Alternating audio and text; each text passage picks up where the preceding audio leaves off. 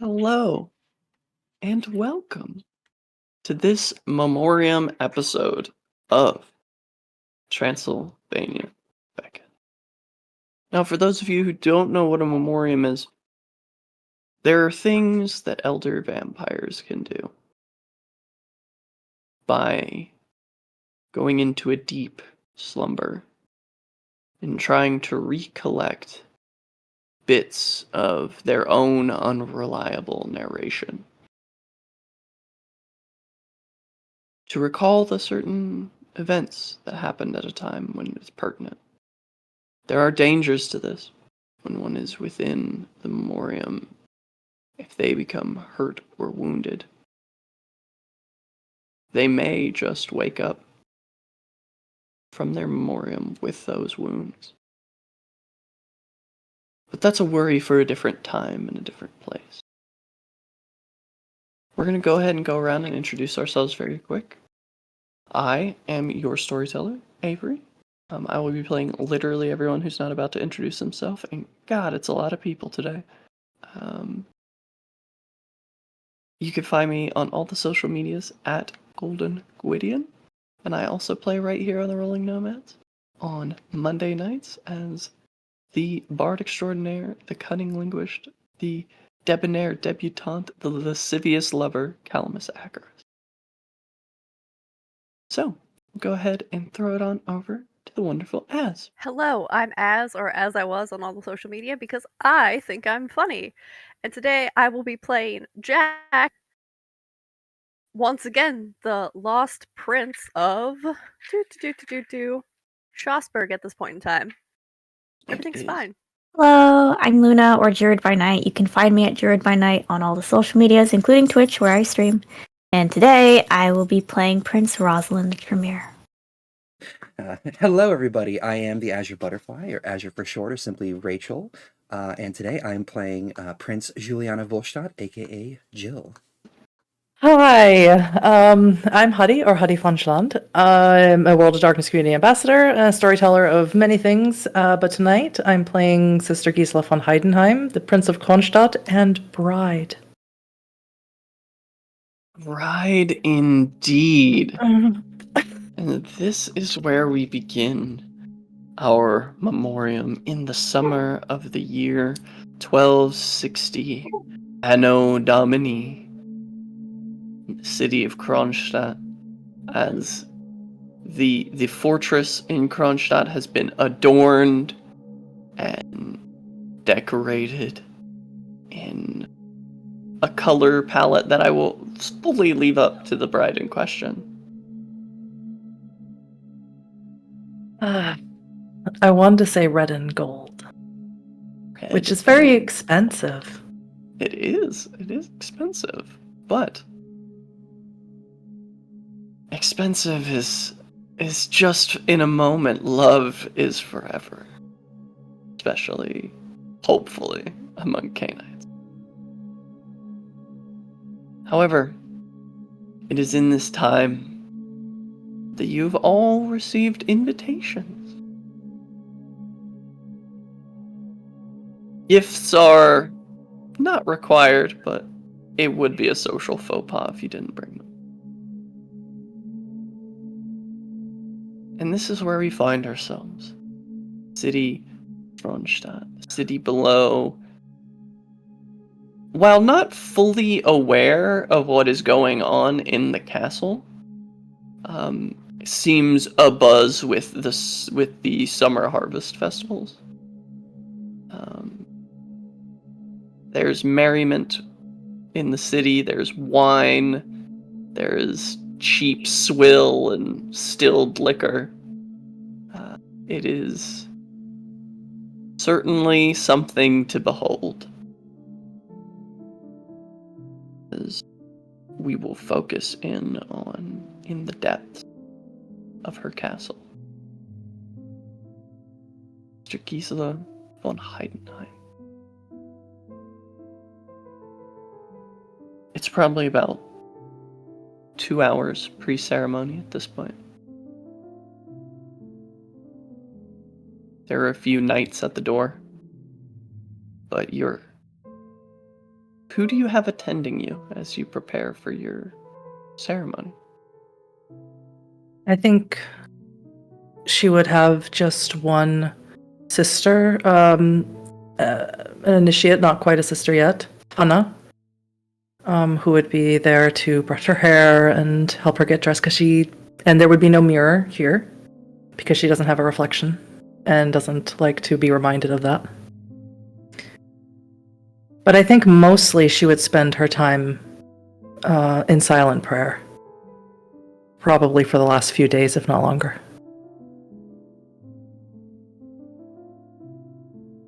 Do you feel your hair being brushed and tended and oiled and perfumed?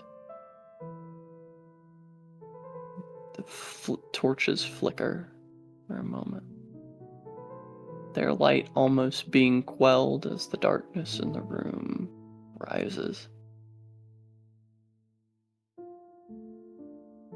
Do you hear a soft voice from behind you?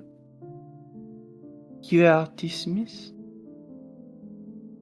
Find something elsewhere for you to do. Initiate.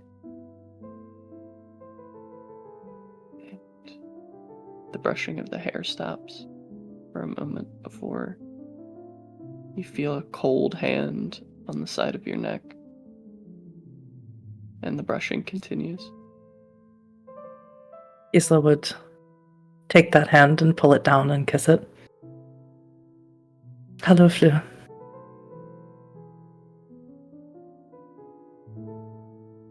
Hello, Gisela. You are keeping well? You look... c'est magnifique. Shouldn't someone look radiant on their wedding day? Mine was not nearly so lavish. There's still time for a second wedding. There would be if the object of my affections was not promised.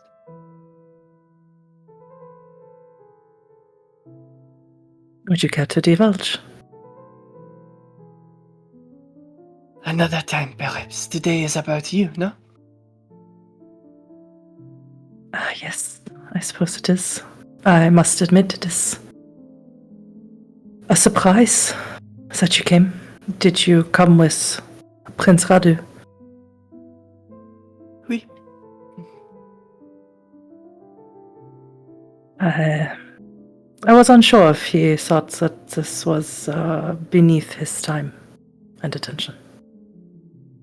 All of the princes of the 7 cities would be here, as well as the minor city, if I am to understand.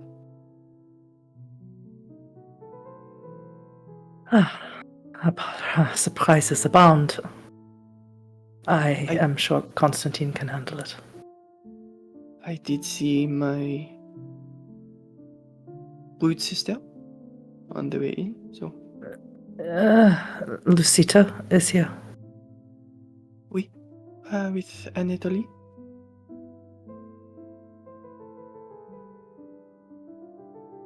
And I read the signs correctly.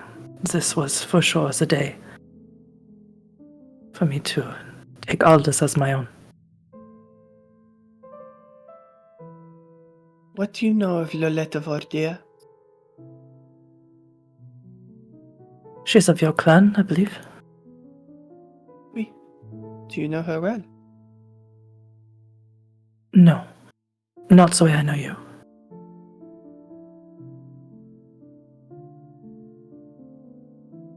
Perhaps you should take some time to get to know her. She may have interesting insight for you.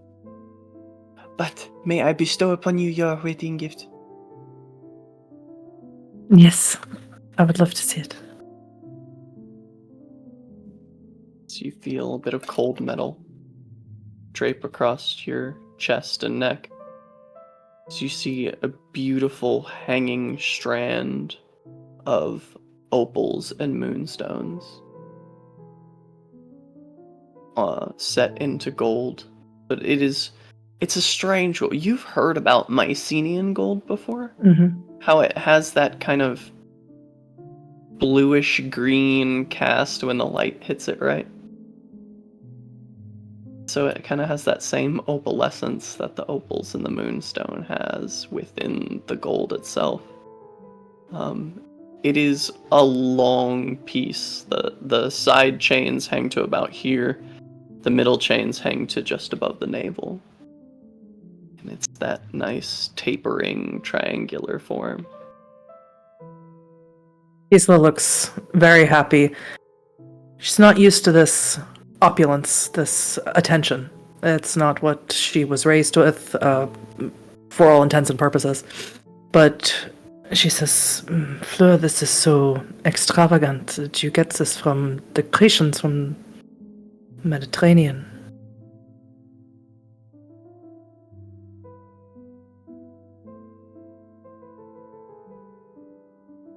I seized it from Rome.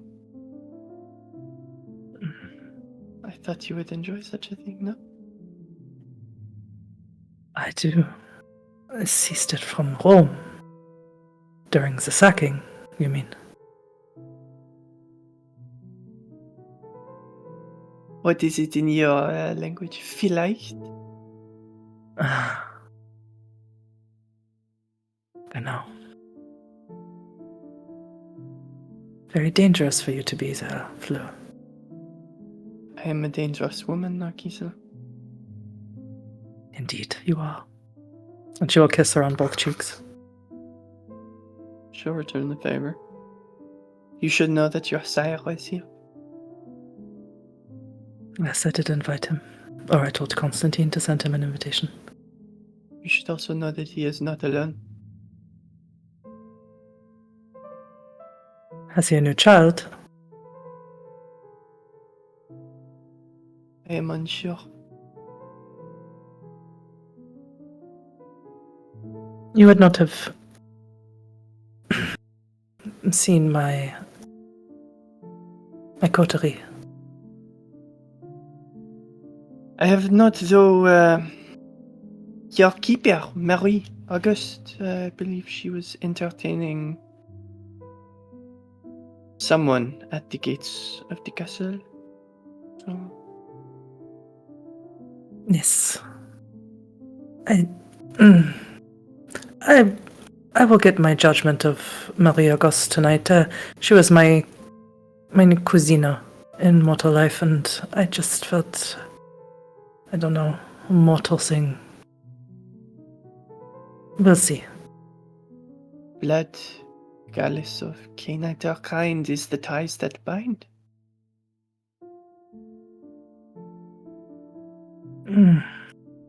For some. For you.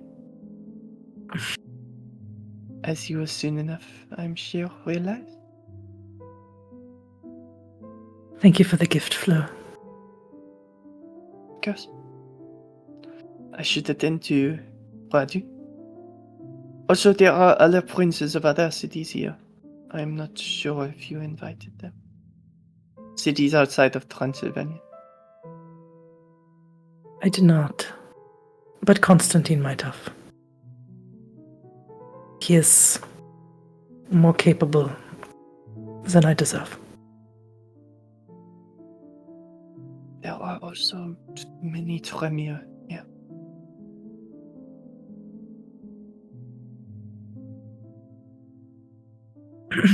Verstehen. Danke. Did you know Klaus Drescher was coming? Nein. I am particularly keen to see what he is doing here.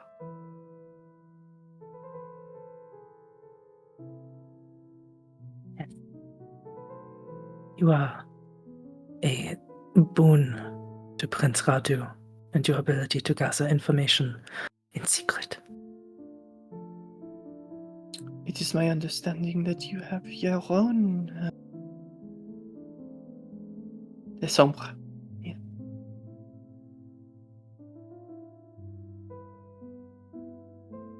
Yes. Very well. I do not wish to take your time any longer. I am just so surprised at how far you've come in such a short amount of time, Flo, and how much you're able to hide in that beautiful little head of yours.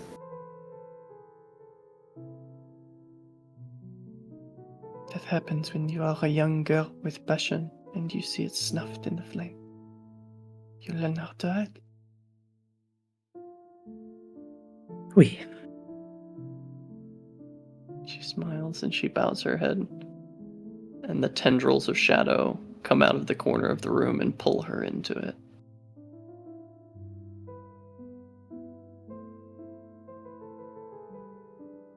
Meanwhile, we will cut to the gates of Castle Kronstadt. The rest of the coterie, it took some time getting here, but you all somehow inexplicably managed to arrive around the same time.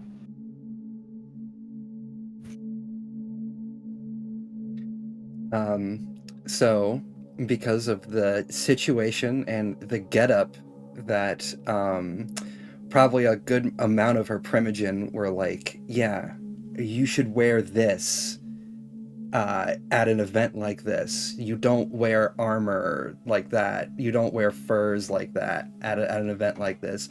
I even think probably Hendrik was like, she actually came with in a carriage with a small retinue of wolves. Just for clarification's sake, are we talking actual wolves or your militia? The wolves, the militia. Gotcha. Perfect. Just covering my bases here. She learned that mistake last time. So, you all arrive, small retinues bearing banners of your territories. However, Rosalind, I will leave it up to you. There are three other Canaanites who would have asked if they could ride in your retinue, and I will give you thumbs up, thumbs down to each of them. Okay. Celestine, Yes. Klaus Drescher. Klaus Drescher is a Remir luminary. He's a prodigy in blood sorcery. He lives in Krakow, in Poland.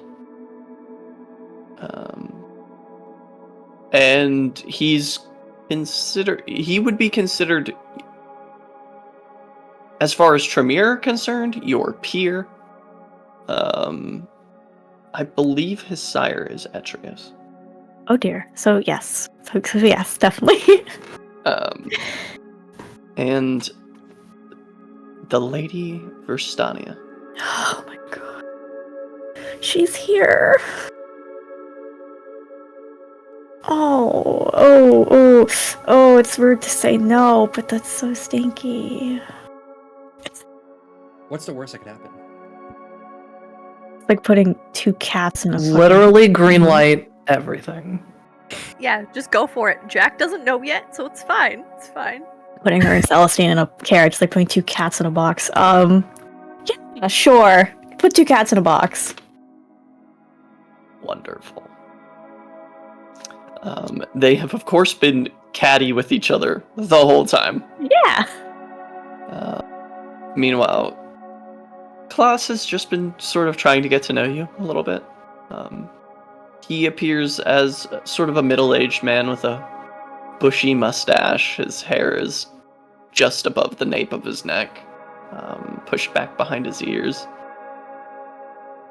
And he's just been like, "So you are the prince of your domain. What is that like? For a Tremere, for us. What is it like to hold that power?" Oh, lots to prove. That's the proof. Although it's opened up certain avenues for our clan. No, Absolutely. when you get a moment, perhaps when the ceremony is adjourned, I would like to conversate. Of course. Good. He kind of tweaks the edges of his mustache. Jack, Jill, Rosalind, you all arrive. Your retinues and carriages are brought to a holding area. You may disembark and see one another. Jack Ros- stalling for sure. Celestine busts out of that carriage so quick. He's so ready to not be in the same space as Verstania. I think Rosalind would kind of follow suit in that. Just like, okay, I need air. All right, Jill will slowly, very uneasily, not being used to this sort of adornment, step out of her carriage. And she, for anybody who sees her, she's actually bathed, has been given some form of makeup, though you can definitely tell it's probably not her that put it on her. Her hair is actually washed and combed and a little prettier, and she is in a full dress. Probably. I will say, Jill, as you exit your cart, in the flash of an eye, you're grabbed by the wrist and pulled around the other side. As you see a boy about your age, sandy, blonde, brown hair. It's long and braided, and it's been pulled out of his face. He wears a nice tunic and a vest, nice jerkins, long, soft leather boots. His eyes are like that deep, warm honey gold. And he just smiles. You're Jill? Yes, I am. Who are you? She's trying to be gentle right now. Auntie Jill! He wraps his arms around you as Mitru steps out from around the other side of the carriage. It's Cassian. That's enough.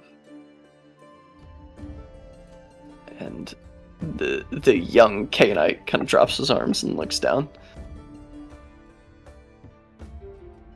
Never met this person before until now, have I? You have not. And Mitra just looks him over. Forgive him, he's a bit overzealous. She's gonna smile, almost wolf-like at that, and then she's going to reach out and kind of ruffle Cassian, you said? Cassian's hair.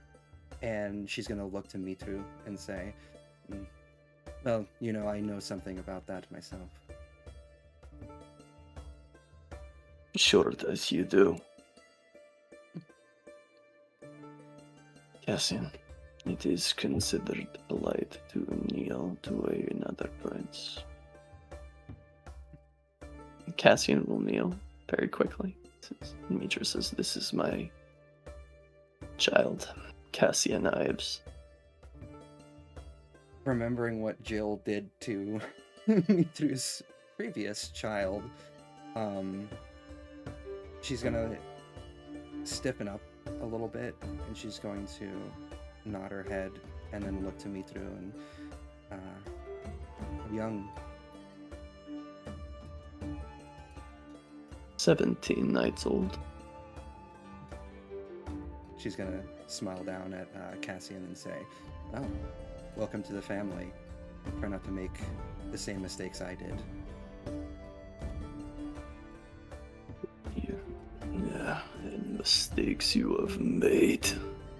And Arnulf steps around the other side of the carriage.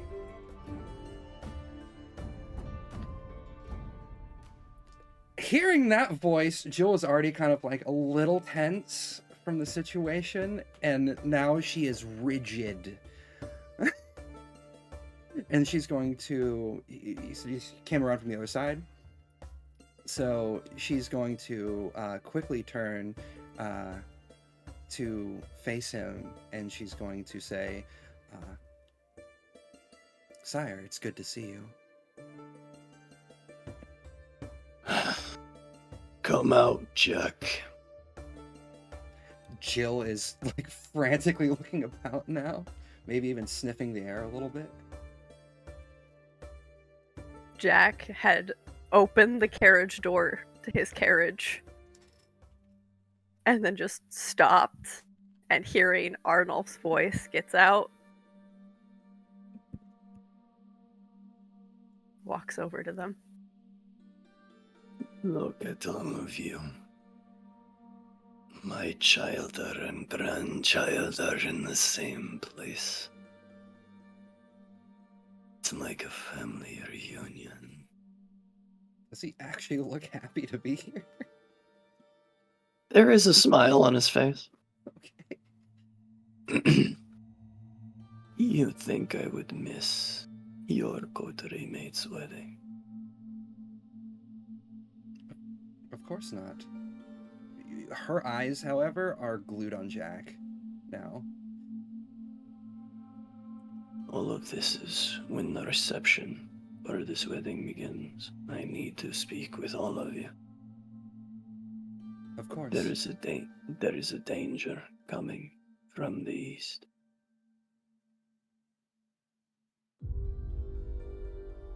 Anything that I should pre-warn any of my sentries about?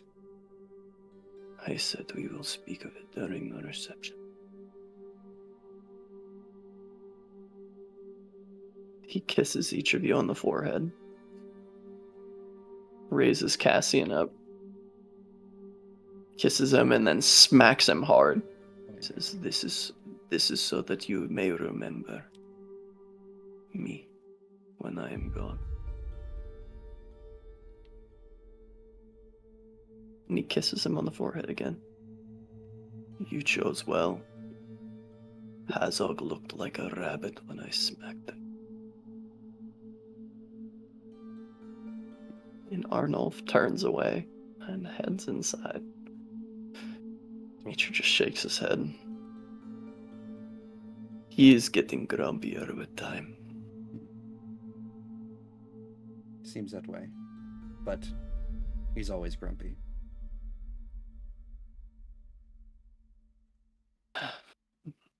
We should head inside. Yes, I'm sure we also have much to talk about and see. Where's... Jack, you're already right here, yeah? Yeah, no, Jack is looking between Mitru and Jill, and whoever this new person is. Cassian looks up. Uncle Jack! And he wraps his arms around you. Jack's hands go, like, up and just... Cassian. And the boy kind of lets go. The rigid trauma response.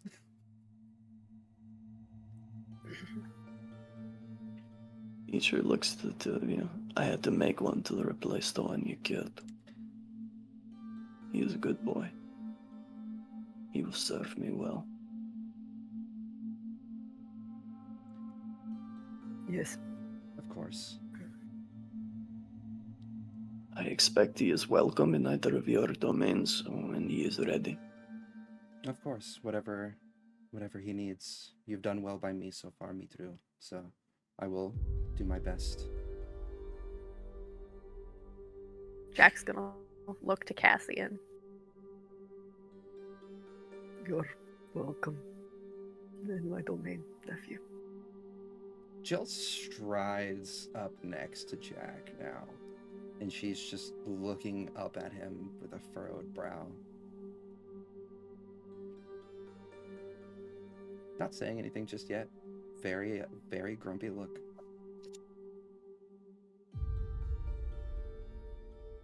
Jill. She clenches her fist. He reaches out to touch her face. And then she hugs him. It's at this point you'll hear. Come, everyone. Now it is time to go into the side and make a party. Come. They're trying. And you see... Well, Huddy, would you mind describing Maria Gus? Maria Auguste, big-breasted, tall woman with very flamboyantly red hair that is naturally red. And she is very fun and playful and looks like that she spends most of her time in pleasure as opposed to Gisela in prayer. But I think you would see a familiar resemblance in the face at the very least, maybe familiar in the eyes or in the facial structure. Looks like they might be related. And but if Gisela was a lot more fun. How dare you? She is wearing a vermilion dress with a red and gold trimmed shawl over her shoulders. Opulent jewelry, just absolutely dripping. Actually, that's a very good question. Huddy, would you have sent us a note on like any sort of theme or color scheme we should be coming in? Unfortunately, Gisela let a lot of... She was just focused, like, we're going to get married? When does God want it? And then she let Constantine handle invitations, and she let her keeper handle everything else in terms of fashion and stuff. So I would say probably Maria Gust would have told you to wear something red or wear something gold, one or the other. Okay. Then Jill is definitely in, like, these deep, dark reds. Jack didn't follow along with the theme, and that's okay. Everything's fine. It is, as you hear Maria Gust speaking, that you all turn and you see Rosalind with her small coterie of Tremere. Who is dressed appropriately, by the way. Yes, Rosalind is wearing a red, same top as this, but the skirt is floor length, velvet down the middle, lace down the sides, and actually one deviation is she has this like big collar. It's like a little, yeah, you know what I'm saying. Yeah, it's extra. Yeah, it's extra, and then gold jewelry. I love that.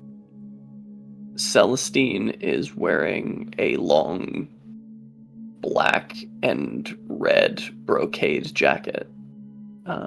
That it is a base of black velvet, and it has red circles, squares, and triangles all throughout the brocade.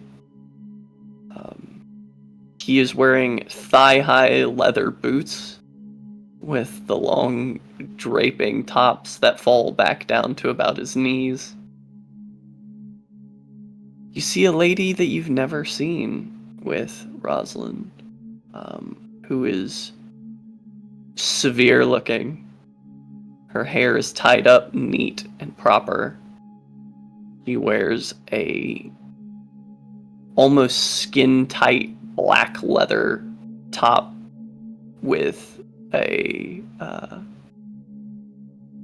what's the word I'm looking for? It's not a choker. It's like a lace neck piece. I think those are still considered chokers. I think it's still a choker, yeah. Is it? Yeah, I think Okay, those are still then considered that's chokers. And she's also has a skirt that starts night black, almost so black it absorbs the light at the hip, and as it descends becomes flecked with gold until the bottom of the skirt is just a shimmering golden miasma that you're not sure if it's magic or where the skirt ends. That's an expensive dress. And then you see another man with Rosalind. As I previously described, he has a slightly tweaked, bushy mustache, hair kind of like Gale of Waterdeep from Baldur's Gate 3. That's our Larian plug for the episode. He is wearing a long tailcoat with a dovetailed black and gold vest. Leather jerkins that are black. And these very elegant, like kind of almost slippers that are black velvet with sort of like red embroidery around them. He's affixing a monocle as he exits, and you all see one another. Seeing Rosalind, and he's still holding on to Jack, like Jack's still holding on to Jill, like either her arm or her hand. There's a slight smile that happens, and then seeing the other people, it drops, and is gonna walk up to them. Jill's gonna follow with. She's not letting go of Jack in the moment, but she will say, Prince Rosalind, it's good to see you, with a slight bow of her head. And yeah, Rosalind, this is the cleanest and tidiest and most well-dressed you have ever seen Jill. They look you up and down. Prince Juliana, Prince Jack. So good to see you again. Likewise, who are your friends? I am her Please. sire, Celestine. And the woman steps forward and offers her hand to you, Jack, for you to kiss. She kind of puts the ring out. And you may call me Lady Verstania. Jack will. Which Jack is dressed all in black. It looks like it's a very, very new outfit. It's got a collar on it that kind of covers up the neck. It's almost like his council didn't want him to show up covered in blood. And because Jack doesn't know yet, he's going to grab the hand and kiss it. And when his lips press onto her hand, she can probably feel the rows of jagged teeth in his mouth. She smiles. You are the Prince of Strasbourg? Yes? Yes. I would like to visit sometime. That can be arranged. No problem. And the other man steps forward and reaches out for your hand, Jill, and will kiss it. She hesitates for a brief moment, almost like a little growl is about to come out of her throat, but she, like, relents immediately. His bushy mustache against the back of your hand conjures a memory of your father for a moment before he smiles back up to you. He says, and you may call me Class Thresher. Very lovely to meet you both, and good to see you again, Celestine. Celestine nods. We should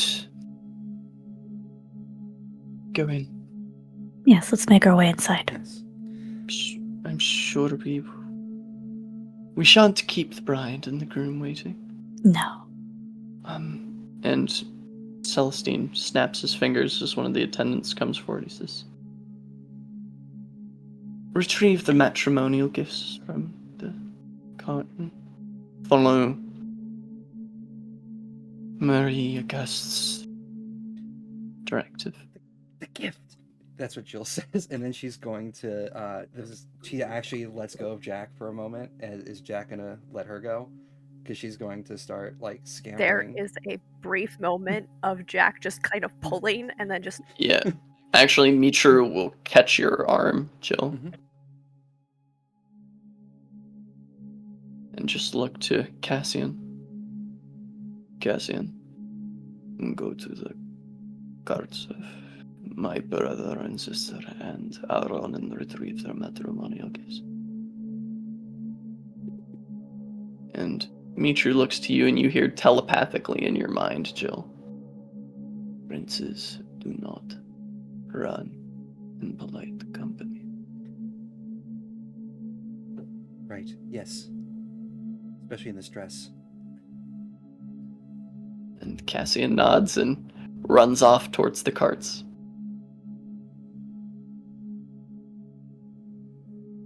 As you are all greeted by Marie Auguste, the keeper of Kronstadt. She looks up to you. Look at all of you, the 4 Princess Coterie and retinue. I have heard so much about you, yet none of you come to visit. It has been quite busy building up the pass. I jest, you are all princes and so busy, hence the name of the coterie. It was a joke.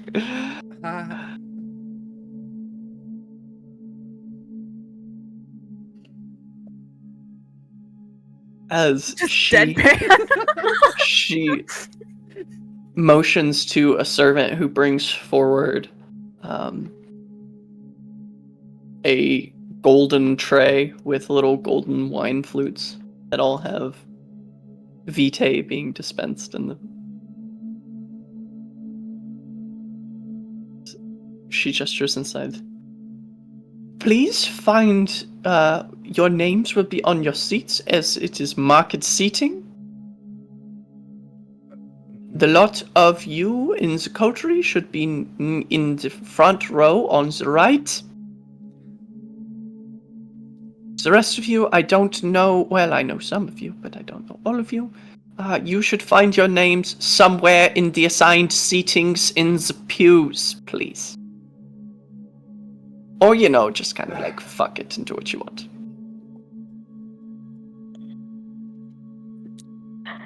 Come. And she kind of like ushers you guys inside. Inside, you all see... The first person you all see is, as is custom of the time, Aldous is among the guests, welcoming everyone, as he is in... If I've read the situation correctly. He is not in his Templar tabard, but he is bedecked in his armor and with his weapons. Would he be wearing the color reversed Malkavian coat of arms? Ooh, sure. Why not? So it is black. The tabard is black, and the Malkavian coat of arms is in gold on the front of his tabard as he approaches all of you. Ah, my friends. It's good to see you. It is Aldous, good to congratulations. see you as well. Congratulations. Hmm. I was told that armor wasn't... I could have worn armor? It would not be considered polite for a guest. It would imply that we were going to murder you. Oh. Okay. Well, And as it is full pretense that I am to be murdered on this day,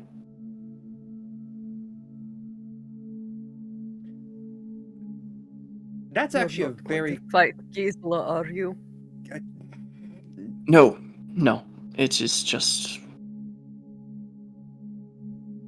a knight must die at night, no?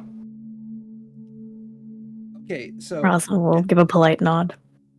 this is the question I must ask because, of course, Jill's never seen something like this before herself.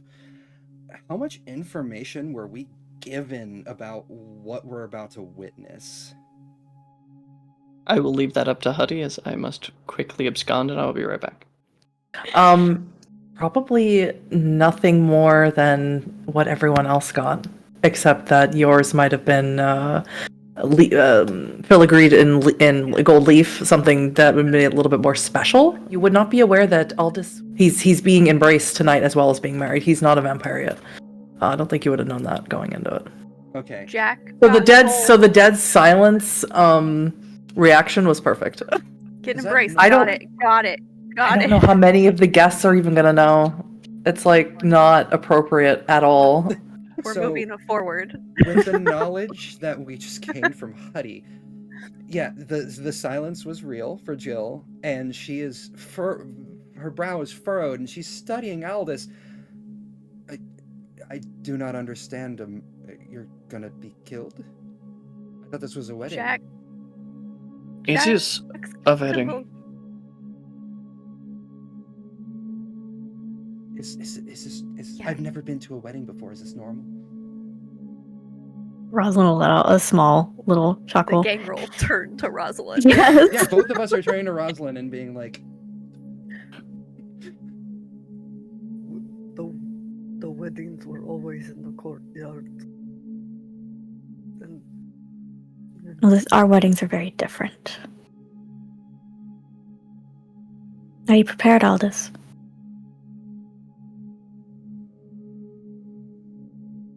I have made my peace with God. Jill's going to. I have not yet made my peace with men. Of course, there will be time for that, was there not? Of course. Jill's going Is it to a joke? get up onto her tippy toes and whisper into Jack's ears, "This is cryptic and ominous, and I do not like it."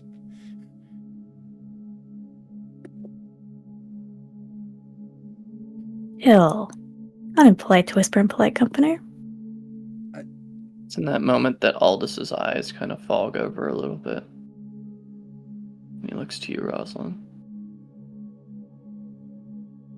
When you are ready, go to Krakow. I will go with you. Can you spell that for me? Krakow. Yes. K-R-A-K-O-W. A-R-A. Okay. It is Thank the you. capital of what will someday be Poland. What is in Krakow? Rosalind will cock her head to the side as I just quickly scratch this down. And just narrow her eyes and just, of course. As you say, I have other guests to entertain. I know Gisela will be overjoyed to see all of you. She has tasks for you. I don't know if you've been made aware. no. We have not. I'm sure she will come for you when it is time for you to perform your tasks. I look forward to it. It's in that moment that Aldous locks eyes with Verstania, raises a brow, before sort of bowing his head to her and the rest of the guests and welcoming you all, and then he makes his way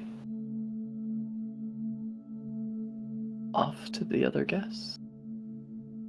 Now, for you all, for the three of you, you see a lot of people you know, and a lot of people you don't. You do see all of the princes of the other cities of Transylvania, minus one Gerhardt of Deva, who, Gerhardt is no longer with us. Okay, so we know. Yes. Taking over his domain, as I think only Rosalind would know him by sight. The man is tall and broad, dressed viso, and his hair is deep black and has been pulled out of his face and tied away. As he stands near his cousin, Nova Arpad, you see the Crusader Knight Giraud of the House of Arpad. Well, As the two of them speak. Of course, you've already seen Celestine, Verstania, Klaus, Drescher. You see the old man face that Zelios often wears. He just kind of nods to each of you as he moves about. You see he's got a tiny little hammer, and he's checking the structural integrity of a few of the pillars in this room. You see that talking to Prince Radu of Bistritz, you can see your old friends Lucida and Anatoly talking to Radu and just sort of chopping it up. Of course, Maruska, Mitru, Nova, Radu, Alorun of Temisara is also here. Dolag of Tergomores, the Setite, and Lilette of Ordea is also here. Of course, Arnulf is here as well. And you haven't seen him since episode 1. But you do see Brother Marius of Genoa, who has another gentleman with him. Sort of a deep red, sort of flowing satin top, black leather jerkin, gold filigreed belt, tall black boots. Massive man, standing almost 7 feet in height, broad shoulders, a closely trimmed beard. His demeanor is watchful, protective. He stands at Marius' side.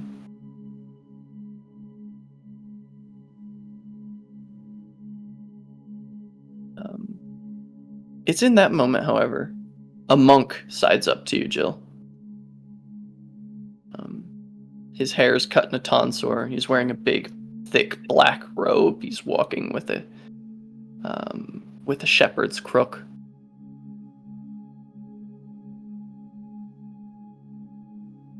You've brought a guest with you that was not invited.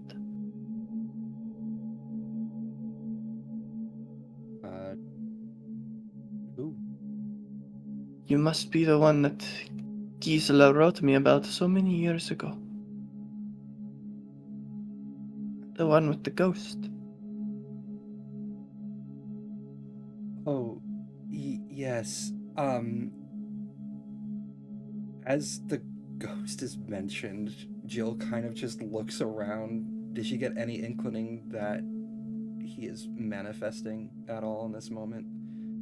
No? No. And this monk reaches out his hand to you to be kissed. He says, I am Cardinal Cappadocius.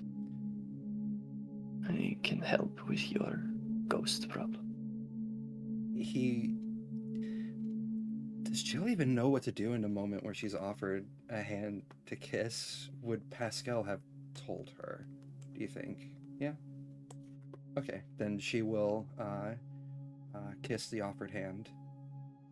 I think at the very least, the Pasquale Pasquale. would have showed sort of pleasantries of what to do when you meet a cardinal, a monk, a pastor, priest, all those things. Understood. Yeah, Jill will probably hesitate for a moment, almost like she's running through a book of notes in her head, and before doing that. Yeah. Cardinal nods. He says, you may refer to me as your eminence.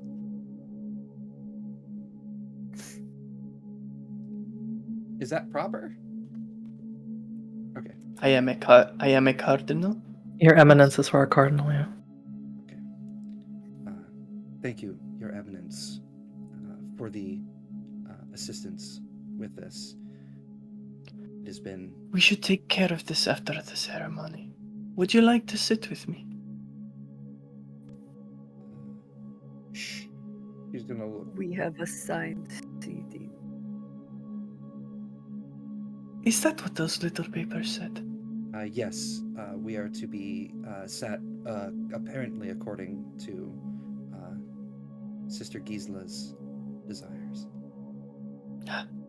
Then who are we to refuse the Lady of the Eve? Please, seek me out when the reception area has begun. Jill will just offer a nod of her head in understanding. Yeah, I think that's what she's gonna do, yeah. He smiles. And he bows his head to you and kind of makes his way. Jill just looks confused.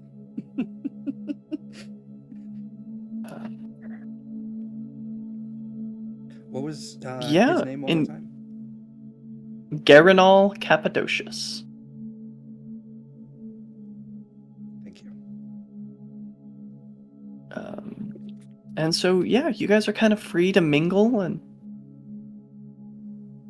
see who all's here and just do your thing.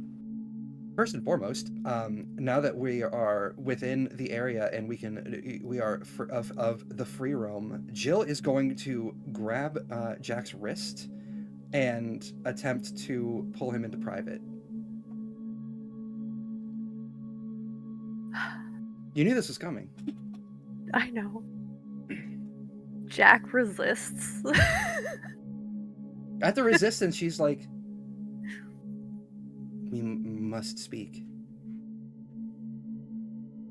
There's a lot of people here, Jill. You could find a quiet corner. It'd be okay. What's wrong? She's actually just gonna, in that moment, then reach up a hand and try to touch his face. He jerks back for a second, and then No, it's okay. It's okay. Sorry. Okay, we really need to speak then. And then she's going to, because I assume Rosalind is still near in the moment, and she's... Rosalind, was going to kind of turn to Jack and Jill to have small talk, but then seeing that, she'd be like, oh, they're doing their thing. Okay. actually, Jack's gonna turn to Rosalind. It's been some time. It has. How was your journeys? How were your journeys? Excuse me. Uneventful for me, for the most part. Though this dress is something interesting to move in. I've never been in one before. It's gorgeous. You look stunning.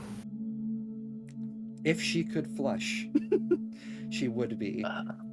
But she just kind of... A servant moves by and refills your cups as you're talking, just on the fly, just blub, blub, blub, blub, blub. Yeah. Absolutely offering it out, expectedly. Girl boss. Jack downs it, just one gulp. Jill's doing the same thing. I'm sipping.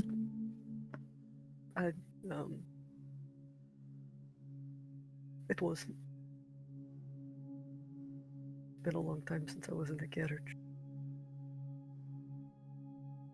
Actually, quick question, because you did press Jill's hand back onto your cheek. There's giant fangs in Jack's mouth. As her hand had touched the cheek, you could feel her thumb probably running against the skin there, trying to get noticing in the moment, trying to get a gauge, and that's, yeah.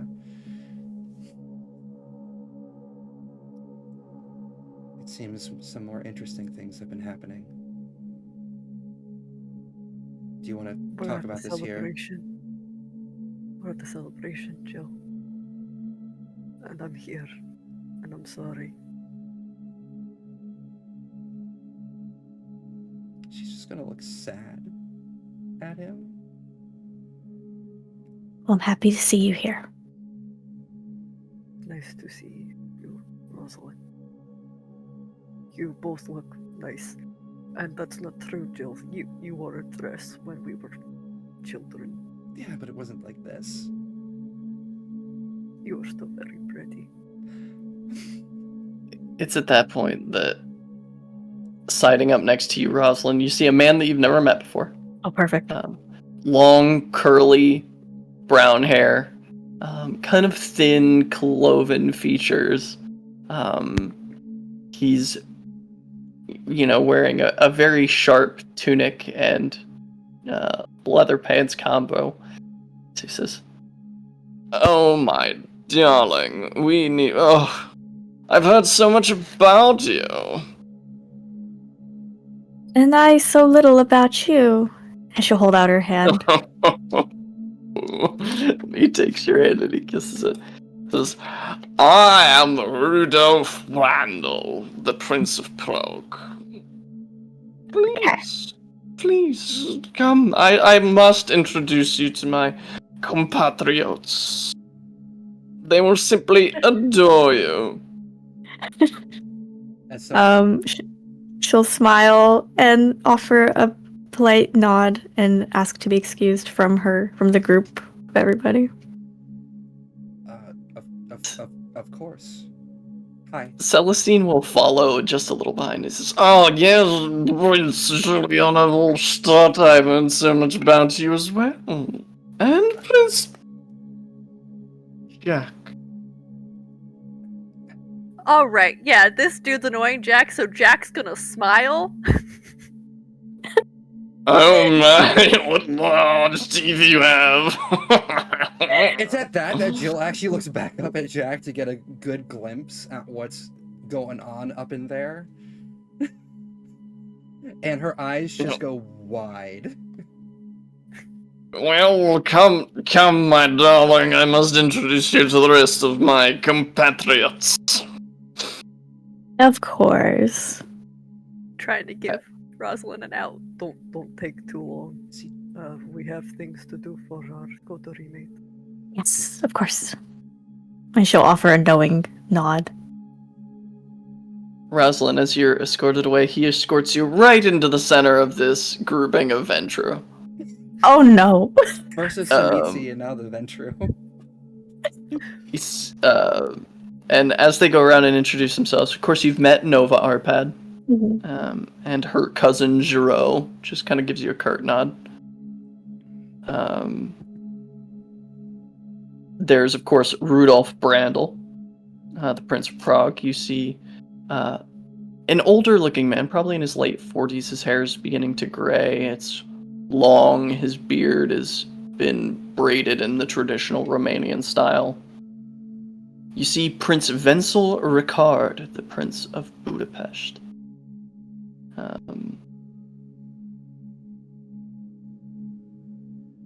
And also among them is one of the Primogen of Kronstadt, Zelimir. He just sort of looks you over, nods. Changing Rudolph pleasantries says- for everyone. Rudolph says, "Everyone, this, some of you have met, was the wonderful Prince of Belgrade, the first premier prince." She'll like not know what to say. She'll just smile politely. Wenzel looks over to you and nods. And Giro just looks at Rudolph. "You, as always, are being slightly too much, Rudolph."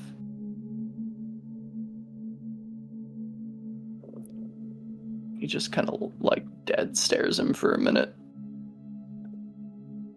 Nova kind of elbows him slightly before he breaks the stare. And as you are swallowed up by Ventru pleasantries, we will shift the focus of the camera back to Sister Gisela von Heidenheim. As there's a slight knock at the door. And as the door opens, you see that Lucida and Anatoly enter the room. Anatoly he's wearing that stupid madman grin from ear to ear. Gisela's delighted to see him, though. He looks clean. His hair isn't matted and disgusting. It's like it's truly that light shimmering, like white gold blonde that's underneath all those pounds and pounds of dirt every time you see him. She'll come right up to him and kiss him on both cheeks and say, Lucita, you managed to run some water and some lye over him. Bravo. It was one of our more extended battles, but it did occur. Yes. And Anatoly just looks at you.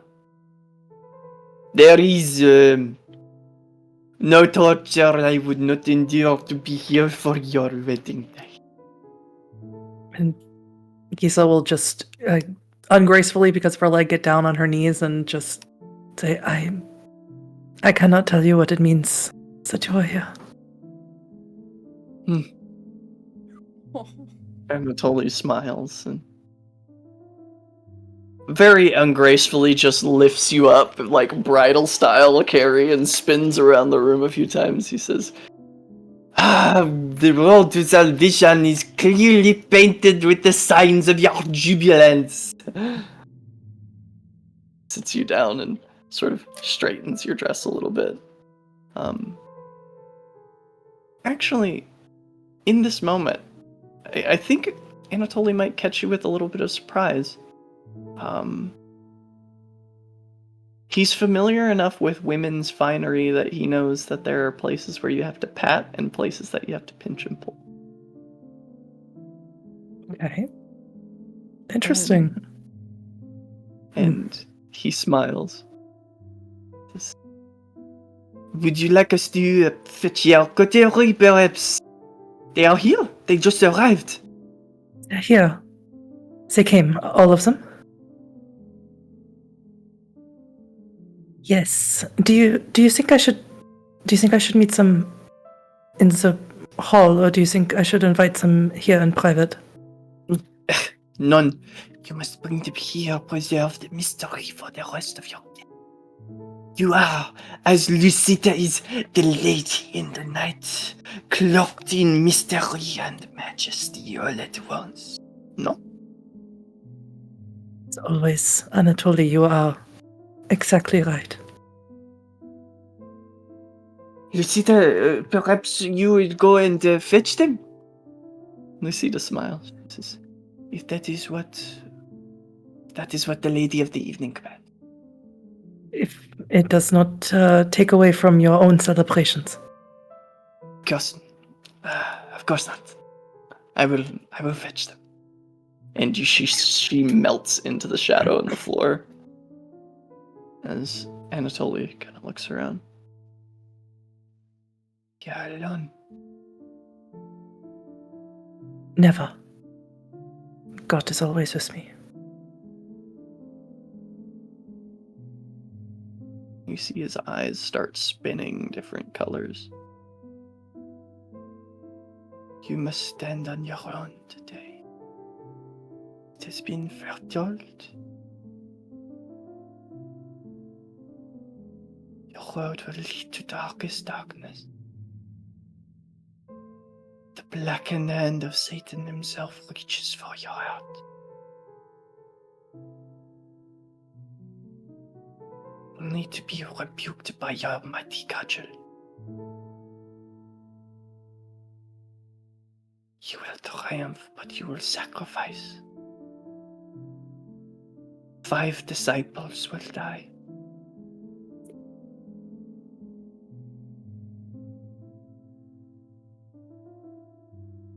You will see the most ancient of dragons rise from his lair.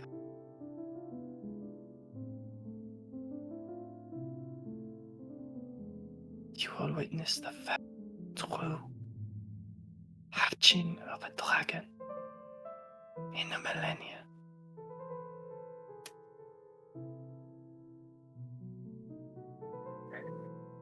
Gisela will shudder, although she shouldn't and doesn't have to. It's a human affectation she doesn't need to do, but she does.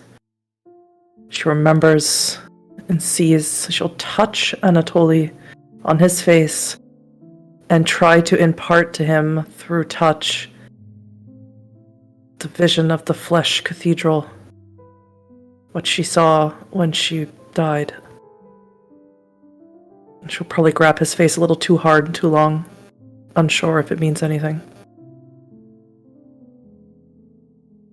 His eyes focus, and for a moment they spark with a holy golden flame.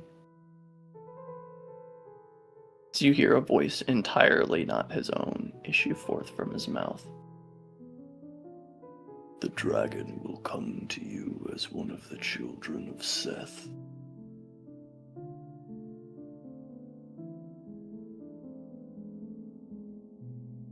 He will venture west from the land of the Ottoman Turks.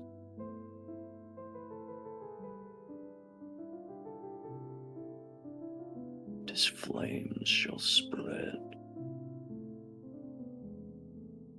Nothing will be untouched by the legacy of the dragon.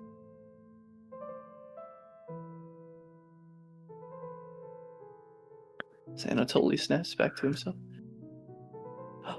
When did our faces get so close? It is only so we can do this. And then she will kiss him on the forehead. I have truly been blessed this day. He stands up, and you see a pouch at his belt, kind of like wiggles. Just the gift. And he reaches in his pouch and he opens it, and he pulls out a kit fox. Gisela will hold her hands out very gently, wait for him to place it in there. This small, warm, fuzzy animal in your hands. Just, I found it by the road. God sends you so many blessings, Anatoly. Oh, it was for you. I heard it in its little voice. It said, Gisela. And so I brought it here.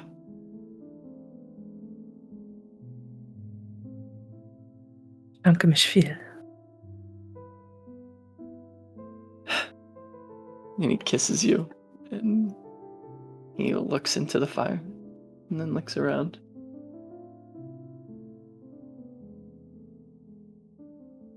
Do you have a rat problem here? Yes, but it's not a problem. It is just Constantine. I hear him skittering. We call him the Big Nest of Rostov. You should meet him. Like a nest of rats.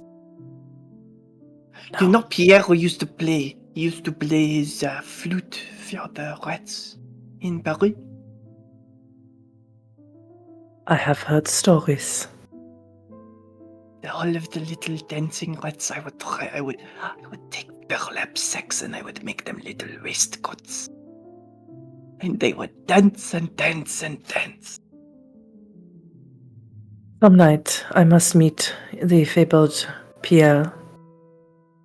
I'd be most honored. Lucita and I are to be headed west when we leave here. I will tell him to write you. Thank you, Anatoly. A second salle for you. And she'll just sort of look at this little fox. Yeah, it's probably hungry. It should probably eat. She's waiting for Jack or Jill to arrive and give them a fox. Yeah, Anatoly found it by the edge of the road, and it's been in his bag for like. Doesn't 2 know what days. to do with it. Yeah. Wait, is it alive or is it? No, it's fully alive. Okay. So it's at that point that each of you in your disparate places out in the hall, feel the shadows on the floor melt beneath you, and you fall through them. Jill screams. Before, it's less of like it initially feels like a fall until you feel like very supported, like almost like sitting in a nice high-backed chair with armrests. How quick is this happening? Instantaneous. So Jill doesn't even get a chance to scream. But it's in that darkness that you hear Lucida's voice. You are safe. There is nothing to worry about. I figured you all were engrossed in things you would rather not be. And the lady of the evening wishes to see you. So I've come to claim. You could have just asked. But then I would have had to listen to whatever conversations that the Lady Rosalind was having with Rudolph Brandel, and I would very much like to avoid that. You know, fair. Fair. The shadows gently push you up into a standing position with a little bit of momentum to get you into that first step as you exit the shadows in this small ancillary chamber, where now, with Lucida at your side, you see Gisela in her getup and a clean Anatoly. Jill, you could have swore his hair was brown. Like, She's probably not gonna. She's trying to be polite. It's Gisela's day, as it has been stated. So she's. But you can tell, like, she's kind of like frozen for a second, having never had something like that happen to her before. And then she's probably going to take notice of Anatoly, and then Gisela, and she's just going to go, Gisela, Prince Gisela, and she's going to quickly bow her head a few times.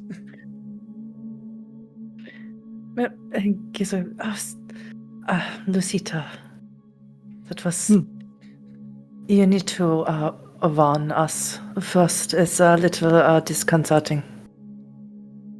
It was frightening, but also very interesting efficient. and amusing, too. Efficient. I do admire its efficiency.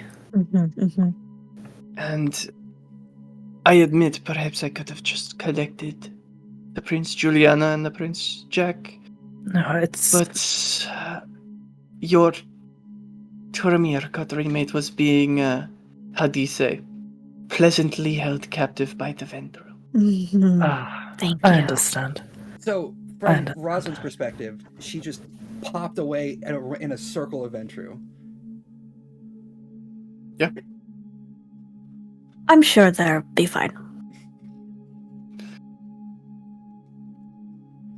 Prince Gisela, you look Thank you.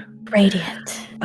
Lucita, Anatoly, please go enjoy yourselves. Before, if you could find Aldous and ask him to come see me as well, but perhaps just in an average, mundane way. I would very much appreciate that. They nod, and Lucida goes to kiss both of your cheeks, as she whispers in your ear as she catches your second cheek. She says, "My wedding gift to you, Gisela. Should you so desire, I will open the doors to shadow to you. You have been a great friend to Anatoly." That is incredibly generous, Lucita. She smiles and bows her head. Generosity should be reserved for only the closest of friends. She offers her arm to Anatoly, and the two of them exit the room. Gisela will turn back, shocked at that gift, and go, I have a fox. Please, who would like a fox? Fox? What? Sorry. A creature. It's a little you baby see fox. that Gisela's holding a kit fox in her hands. Jill goes. It like screams into her hand a little bit. Please, squeals. please, I don't. It's nice gesture, but I don't want it. She's gonna look to Jack. How did you get a baby fox? This is my matrimonial gift from Anatoly. Of course. Jack looks absolutely wild-eyed and is Mhm. trying to like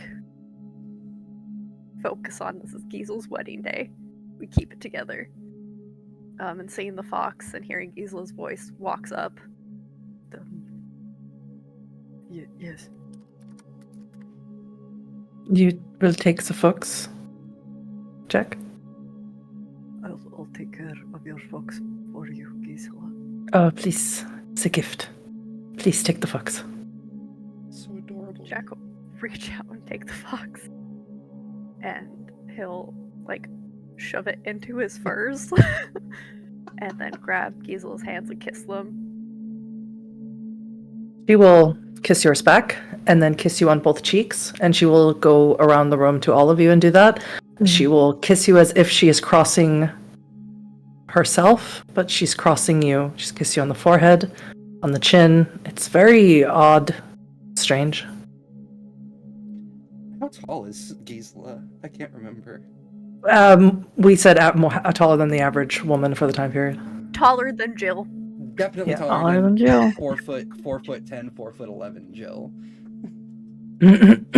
I'd say she'd probably be like 5'6", 5'7", which is my height. Okay. I am so very grateful that you are all here. What does it look like downstairs?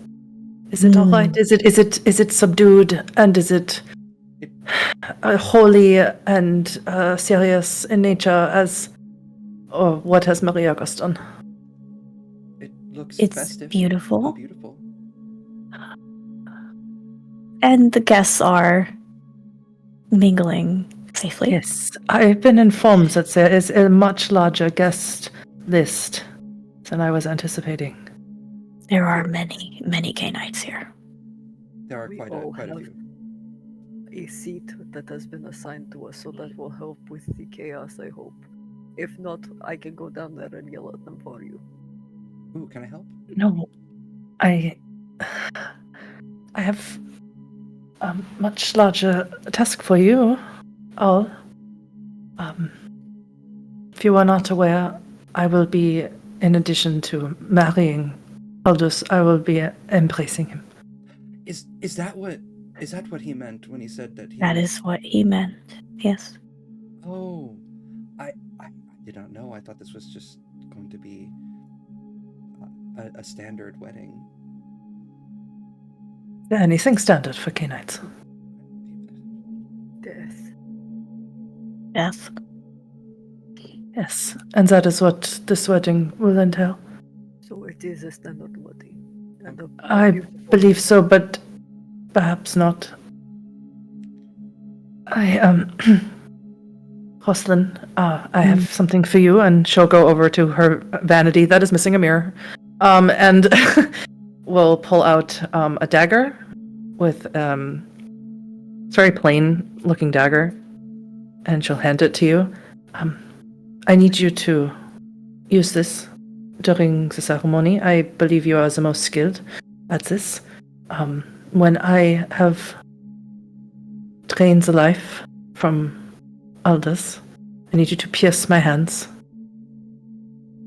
so that I may feed him from my hands. It would be my honor. Thank you. Jack, are you all right? Yes, that is a very good question. Are you all right, brother? That is a conversation we were pulled from. I'm here, Gisela. Yes, you are here. I need you to help my Aldous. You are strong, sure, capable. I need you to make sure that during the process of his transformation, you lay him on the ceremonial slab. And when he is made Canaanite, try not to let him consume me.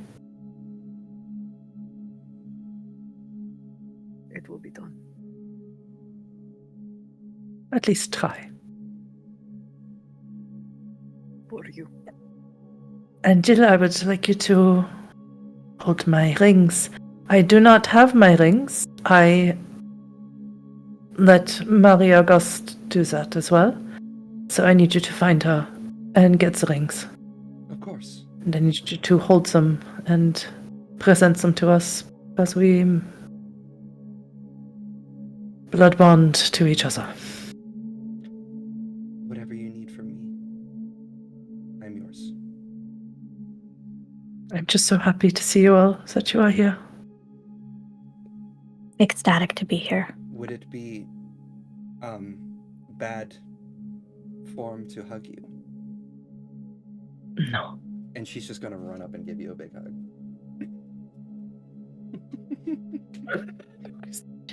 Just wait for Fisher and start. Oh. No? Okay. Oh no. Right? Sort of. Always with touching Gisela, I think, probably. Mm-hmm. Unless it's with Anatoly, because there's like this weird Malkavian vibe thing that they got going on. It's in that moment that there is another knock on the door. Okay. Jack immediately turns around, starts snarling at the door, and then stops. And we'll go up to the door and see who it is. You see Brother Marius of Genoa with this huge man in tow.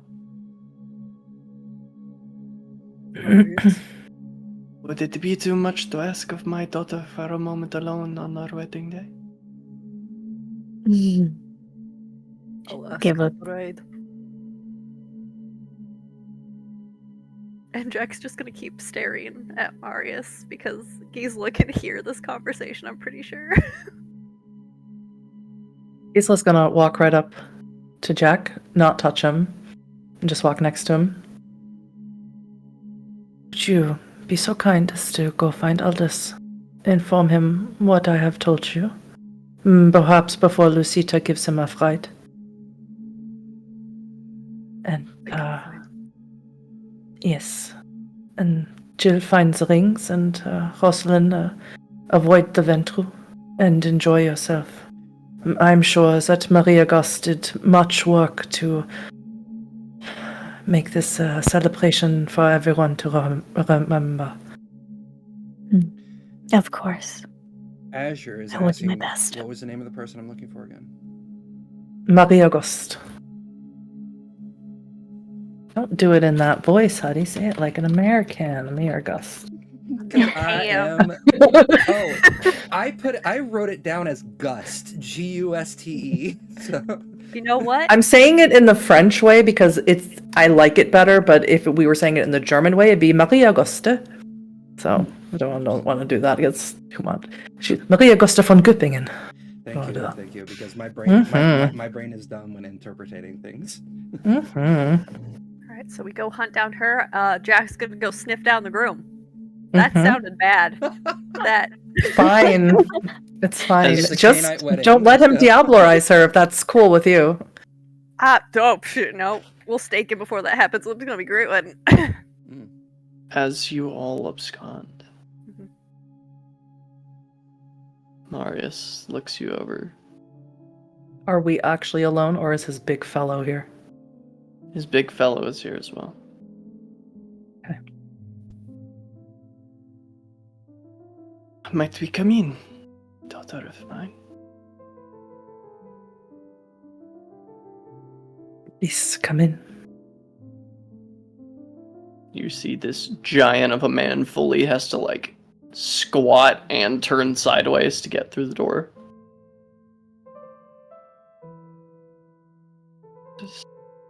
Marius looks you over. I cannot stay for the ceremony, so I wish to give you your gift and give you my blessing before I am to go.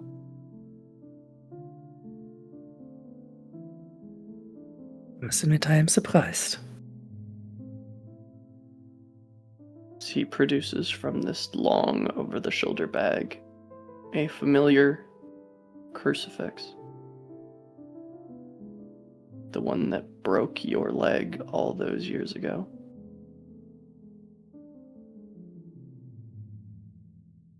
Gisela will just look at it. Sits it on the vanity.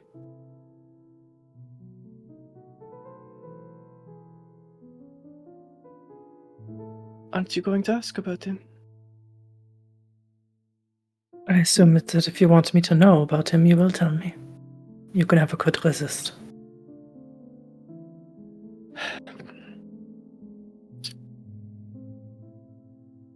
Introduce yourself, boy. The man looks down. I am good Ulrich of Heidenheim.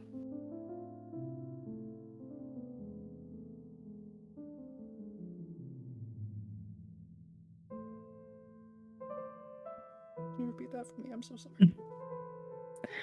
Ulrich. Ulrich von Heidenheim. Ulrich von Heidenheim.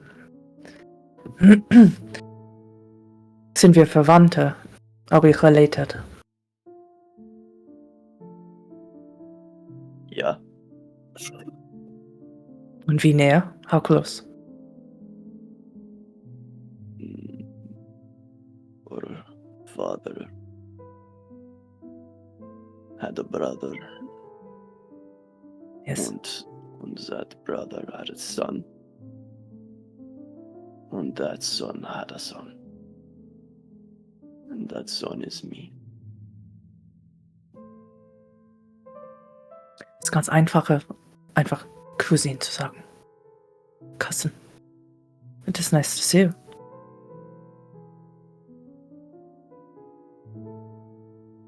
Looks over to Marius. And looks back to you.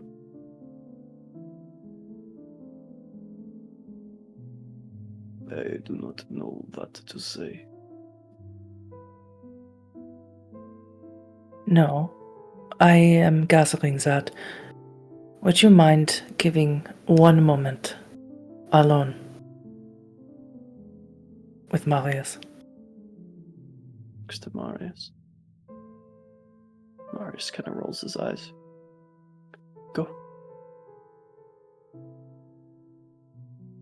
Ulrich makes his way out of the room. You see he shuts the door behind himself and stands at the door.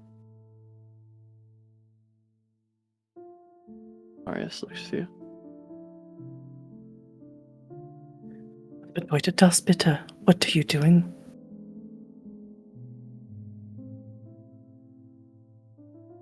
I was missing you, and so I went to your home to see if it could give me some insight into this child that I had made that seems to no longer want anything to do with me.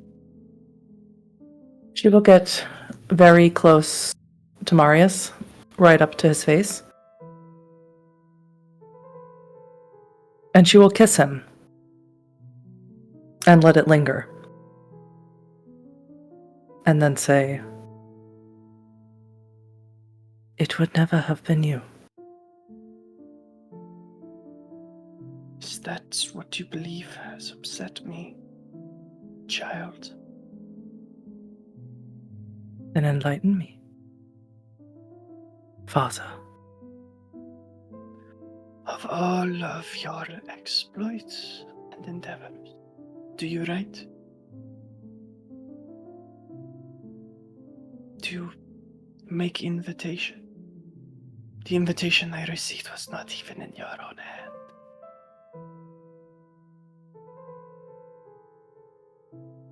But your solution is to what? Raid the place of my birth for all of my relatives until you feel that spark with someone again. Someone who wants you, who wants contact with you. Your cousin was not a traditional embrace of mine. He was dying. I'm sure that made it more difficult for you to injure him first. It was a sign.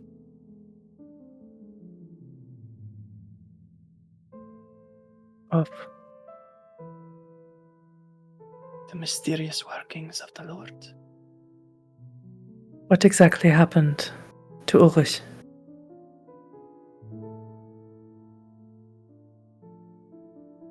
A land dispute.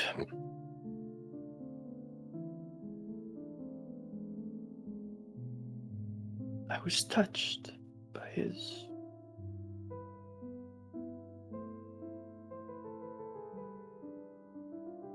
nature.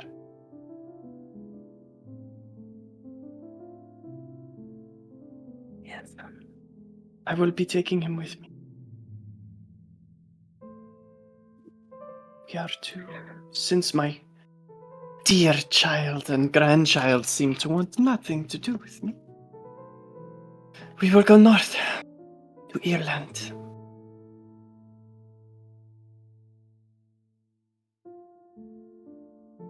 Yes. Yes, you will. And you should know, Marius, a letter can go both ways. Yet, you would think the person with something to be grateful for would be the first to write. Oh, I am most grateful. Is that what you want to hear? Thank you for murdering me, tricking me, harming me, and giving me a eternity of horrors in my mind. What are you asking of me? Should I have let your gift die within a single mortal lifespan? You should have given me a choice that I will not rob Aldous of.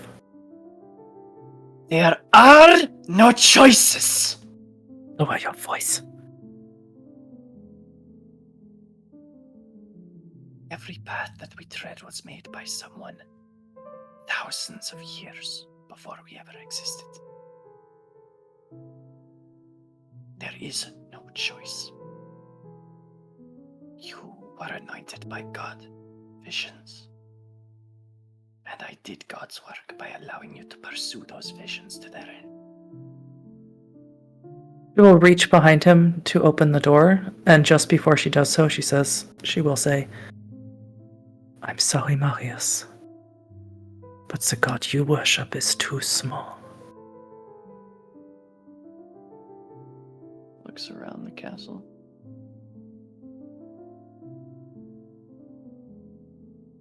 Wealth has corrupted you, child.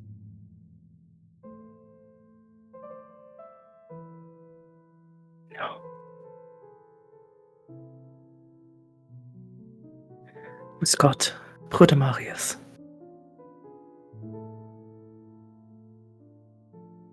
Shakes his head. You will soon rue this day. And I will be here.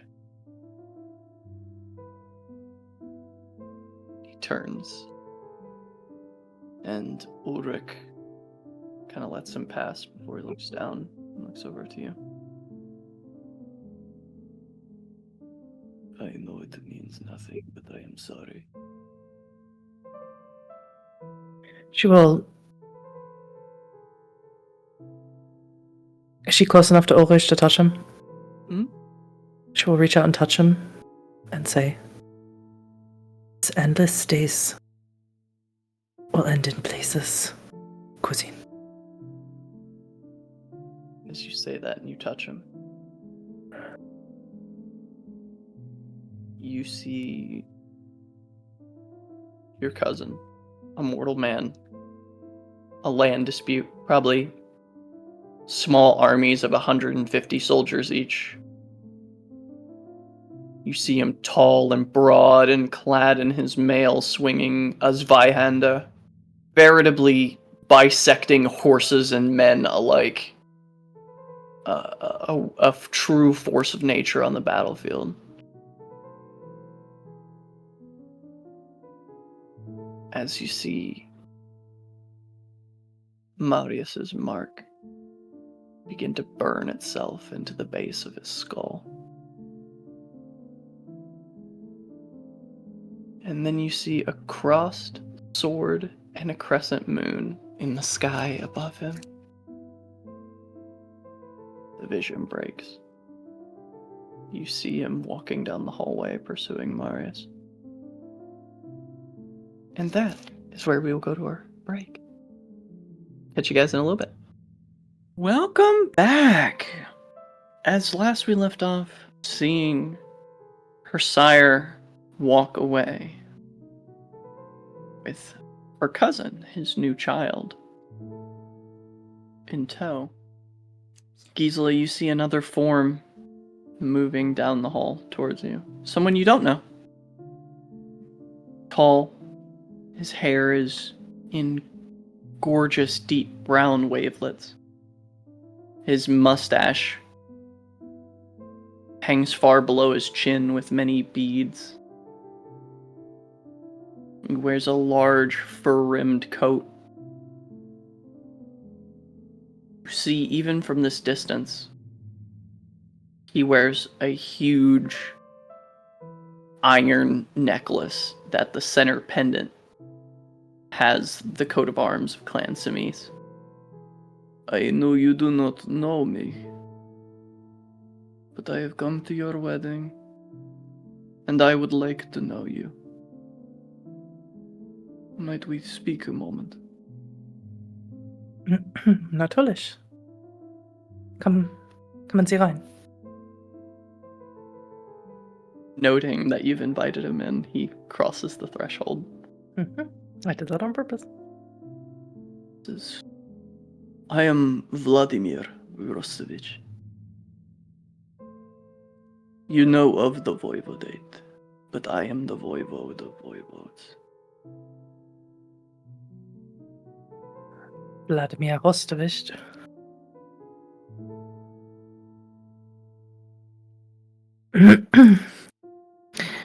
Schön, Sie kennenzulernen. What can I do for you on this most momentous day? I have come to bring my gift. It is nothing so trivial as gold or silver. It is a story, so that you may know me better. When I was yet among the children of Seth,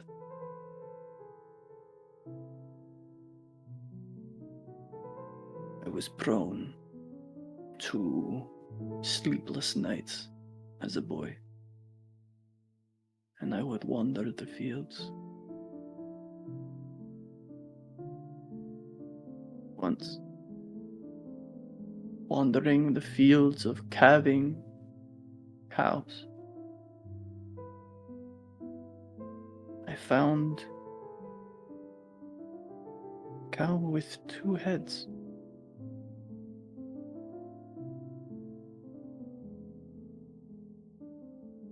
Still covered in the aftermath of his birth. I sat with him, and I thought that tomorrow, when the farmer and his boys would find this freak of nature, they would burn his body.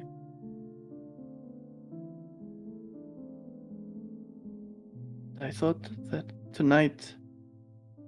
that night, he was alive in the north field with his mother. It's a perfect summer evening to be born. The moon was rising over the orchard, the wind in the grass, and he stared into the night sky, eyes wide and full of wonder.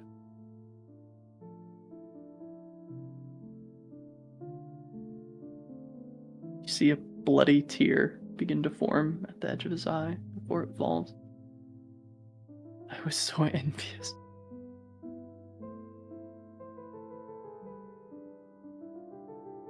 for that cow. There are twice as many stars as usual.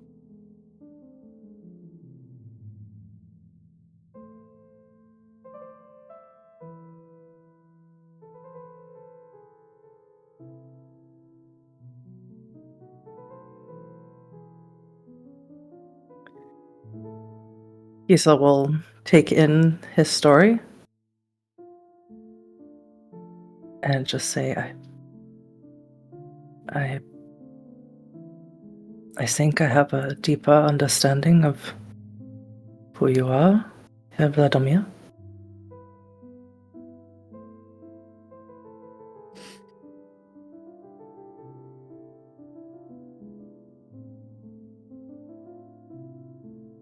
I hope that is true. Joy? Are you planning on staying for the ceremony?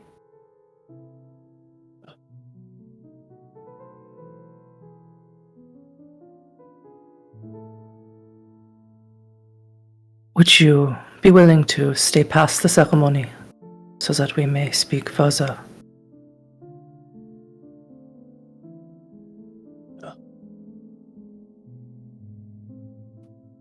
Thank you. Bows his head to you. Be well, Voivode of Voivodes. Be well, Prince of Kronstadt.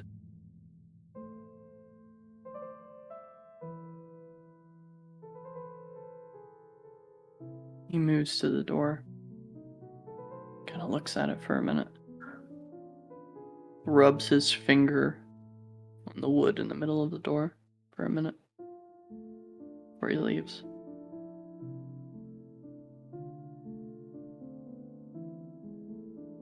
Gisela will just pray as the story, although she believes she understands what he was trying to convey with the story, for her, two-headed cow is an ill omen. So she will pray.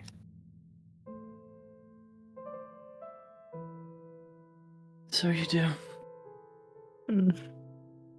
It's not long before Aldous and Lucida. Lucida just opening the door to allow Aldous in. Yeah, I believe I sent Jack, though, to find Aldous. Did Jack not, that's not able to right. find him? Well, Lucida left first. Mm-hmm. She sure did. So I think Lucida might have had a little edge on Jack for poor finding Jack. him. We talking just another shadow The teleport? camera pans into the guests. Jack sniffing through all of them, following Aldous' trail. Yeah. If that is the case, and then sort of Jack ends up back here, having found Aldous, I would prefer Jack to be in the room for this conversation. Sure. So you'll have a few moments before Jack works his way around. Sure. Where the fuck did he go? I'm so sorry. And Aldous just takes a moment looking over you. I thought that this was bad luck. I think it is, but God is here with us today, and that is not bad luck. Luck is only for those who do not believe in the bounty of the Lord, no? Yeah. You are a vision. Thank you. Marie Auguste picked it. Wait, will you sit with me for a moment? Yeah. And he sits. He reaches into his tabard. Pulls out a small flower. Nothing special. One could categorize it as a weed if they wanted to. I'll look at the flower and sort of just hold both palms open as she looks at it. I think flowers like these used to grow around the manor home where I was born.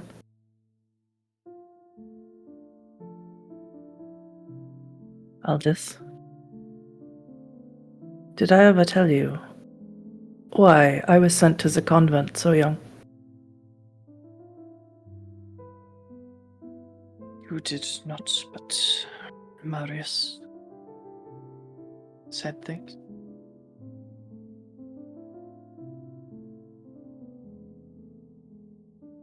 When I was a little girl, one morning I came down zum Frühstücken and I saw my brother, blue, head swollen like a Trauben, like a grape. I screamed at the top of my lungs and all the servants thought I was mad because he was fine, sitting there eating his breakfast. And every time I looked at him, all I saw was his bloated blue face. I cried every night. I begged for him to fast with me, to pray with me. But no one believed me. And then one day, when he was eating his favorite lamprey pie, choked to death on his food. When I went to comfort my mother, I saw same blue in her face. And I knew she was going to die. When she was laying in bed, dying of the childbed fever, she called me a messenger of death. And then they sent me away. Do you believe my mother was right, Aldous? Am I a messenger of death? He pauses for a moment. His curly red hair has grown slightly. It's now tied back of his head. He reaches up to rub his chin. There's a small nick from being shaven. Kind of rubs it. Are you saying that it is my place to speak my opinion on such a thing? Yes. I think that is for the Lord to determine, Gisela. She will place a hand against his heart and one on his face. I'm asking you, Aldous. I do not think so. But I am also a man steeped in death. Yes, you are. And she'll look at where her hand is over his heart. Do you think that I am conflating devotion with destruction?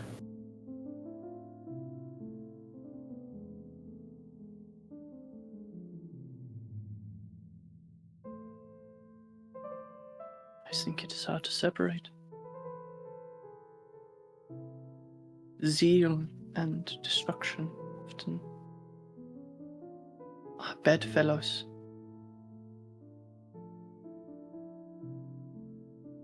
For this world is not. We are made in the image of God, but this world is not.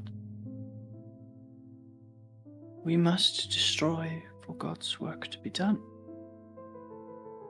It's not time yet. It's not time to try and undo Marius's teaching. It's not time. So she's looking a little frustrated, and I think at this point might be when Jack might want to come in. Because she'll probably take a long, pregnant pause right here. There's some snuffling at the door. And it's Jack, so the door opens. Aldous found me. But please, Jack, please come in. He looks down the hallway, both ways. Door behind him. Talked. You talked to so many people. Are you alright? It is my duty to entertain the guests. Are you alright, Herr Gangrel?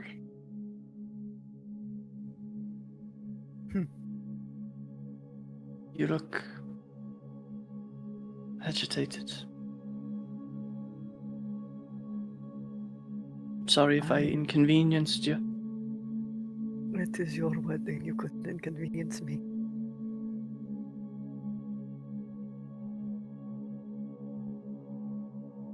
Zo is gesprek.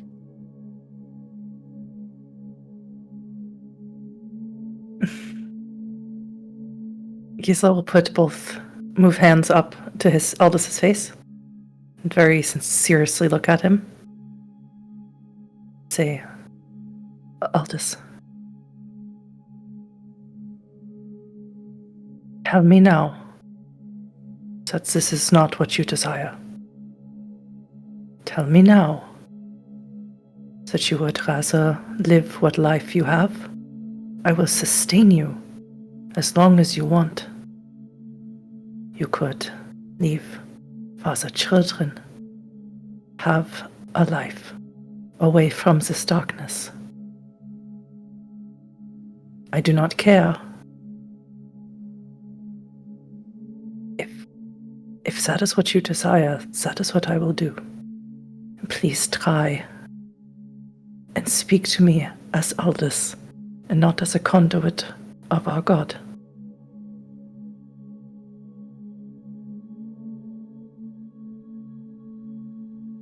When we first arrived in Jerusalem, the Templars, in the battle for the city, I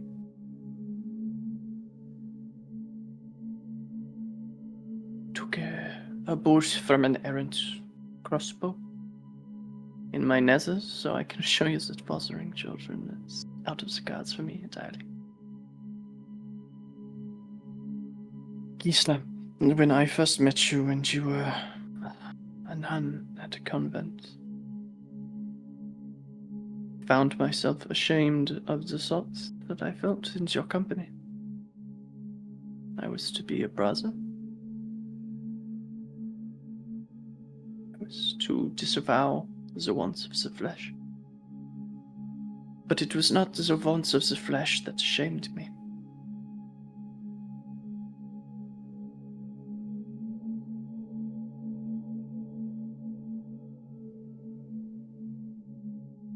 Mein Herz has always known your name.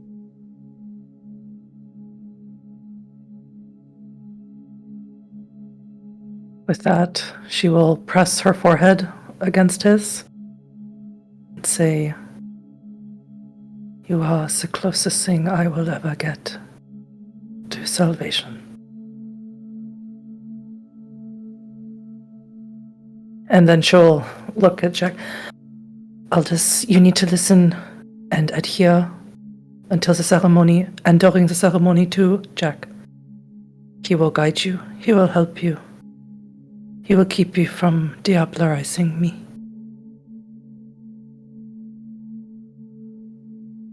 Jack has blood rimming his eyes.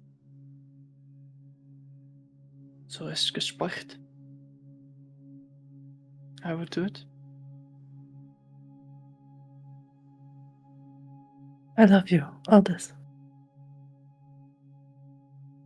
And I will show it eternally to you today.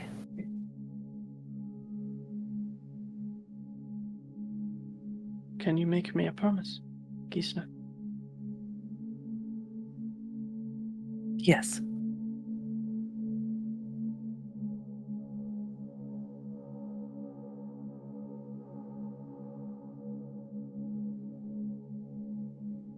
Spoke with Marius when he arrived. Yes. I don't want to be like him.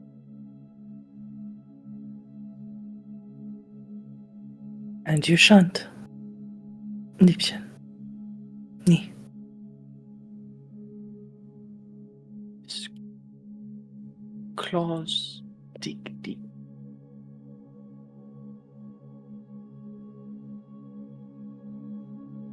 Ja. Tun Sie doch.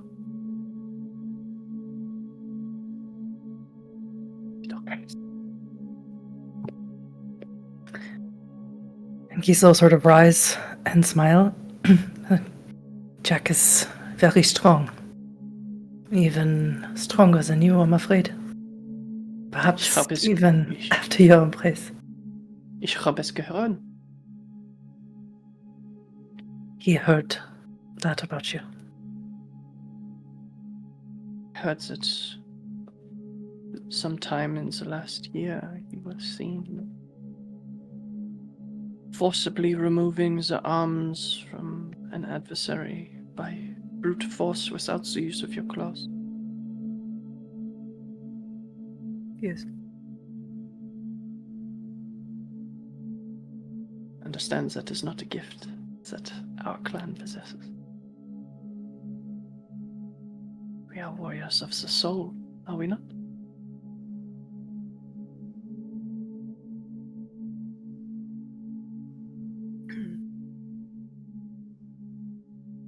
I apologize that I did not get you a gift. But I promise that in my duties at your wedding, I will make sure that no harm comes to you. Sincerely, Aldous. Well, harm must come to me, as it is half of the point, is it not? From me. It is half the point. Anthony kind of claps you on the shoulder. So strong for one so small. I am envious of you. And I envy you. Are you and Jill to be married at any point? What? I noticed No. things. No. Oh god. Oh, sorry. No. That's my sister. That's... And... He looks back at Gisela for a moment and looks to you. I am struggling to see the relevance of such a bond when it comes to such things. Were you born from the same mother as mortals? No. Then what is the big deal? Aldous. It's Forgive me. alright, Gisela. I'm pressing. This is No, not a matter I should be concerned with. It's your wedding, and as I said, I was That doesn't mean I can be what do the Romanians nosy. say? An asshole. It's your wedding. If you want to be an asshole, be an asshole. No, Still not nice. we grew up together as mortals and died together. She's my family. The only family I know. Forgive me for asking such careless questions. I misinterpreted the look of love that you share between the two of you. There is love, but familial. Verstehe? And I will make sure that your wedding of non-familial love is allowed to happen. As you say. Should we then leave the bride to preparations? Yes, I am. Would you like me to send Maria Costa? Yes. Please. I hope Jill found her and got the rings. Which is when we'll pan over. Jill, you see this Toreador, Maria Augusta, having finally finished finally finished welcoming the guests in, and she is just pounding this blood wine in the corner, just going absolutely bonkers. Kind of like, oh, how easy would it be just to like sneak up to her, like. She looks aware. You've been Canaanites for long enough to know that like Toreador is one of the clans that have impressive powers of sensory observation. They are one of the Auspex clans. Interesting. So you have a feeling that even in her very sauced state, she's aware of what's going on keenly. You know what? That's good. That's good. Jill's kind of impressed by that, being able to maintain oneself while drunk, which, yeah, fascinating.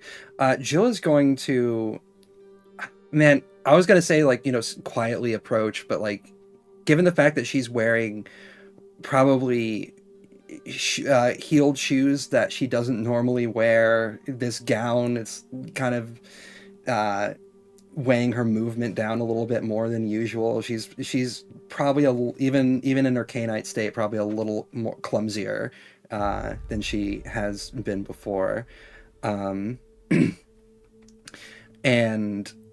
she's just going to approach. She's just going to approach, and she's just going to say, Gisela mentioned that you have the rings. It's Juliana of the House of Forstadt. Do you know that name means a full city?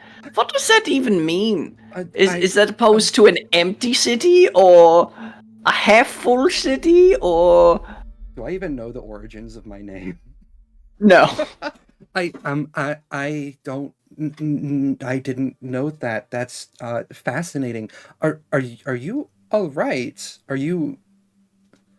Yeah. And she pours you a glass of the blood wine, which... This would be her third... I realized that I forgot to mention. Anything that you've been drinking the whole time here has been blood wine. Oh, so fun! Jill's never been drunk. So you're feeling the sauce.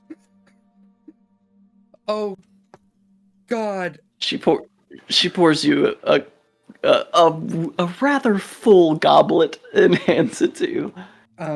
Jill... wir müssen trinken. And she clinks her cup off yours. She's Prost. Prost. Prost. Prost. And maintains eye contact while she drinks. She says, no. Maintains eye contact. If you do not, you will have the bad sex. Jill will do that. That is a true thing. Really?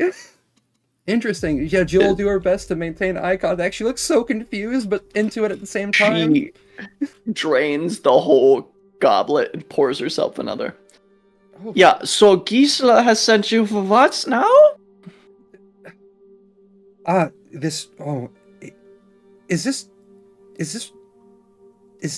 She's trying to formulate the words. Is this what being drunk feels like? You are drunk, yeah? I feel a little lightheaded, more. Ein mehr. And she refills your glass. You do the sipping on that one. Oh, okay. Okay. Sipping.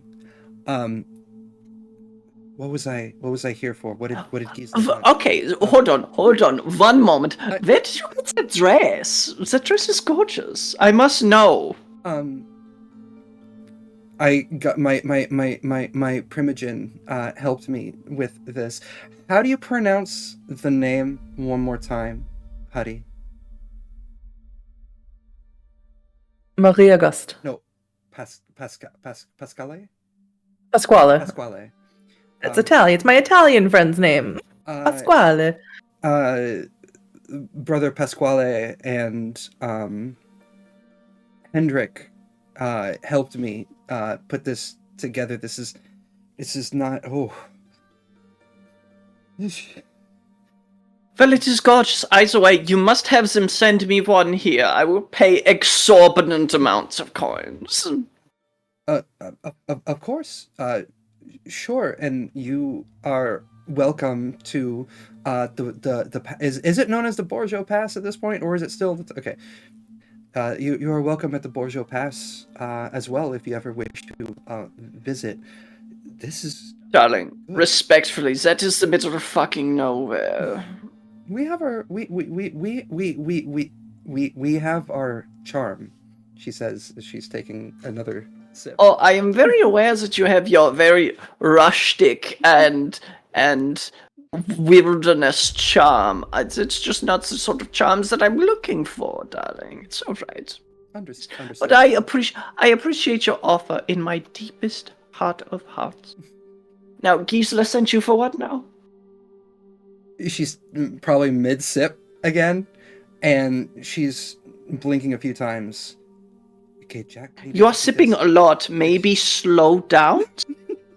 If you cannot hold your liquor. Jill's just going to nod a few times. Rings! Gisela sent me for the rings. Oh, yes, you can't have a wedding without the rings, can we? It's quite. That would be nicht so schön. What? She pulls out 2 ring boxes and hands them to you. Jill is just going to look at them. Look at that. Like it's covered boxes, though, right? Or open? Or can I actually? They're open. They're open. She's like, yeah. Oh, these are beautiful. This. I know, darling. I had some brought in from Constantinople. Oh, interesting. I should probably. I have only the finest of tastes for my dear cousine. It is her wedding. It is so beautiful to see. You're very interesting and beautiful too. Is that a proposition, darling? A what? Are you trying to fuck me?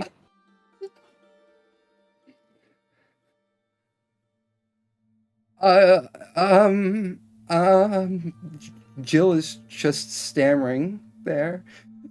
I'll find you after the reception. Bye. Okay. Go drink your drink. Jill's going to.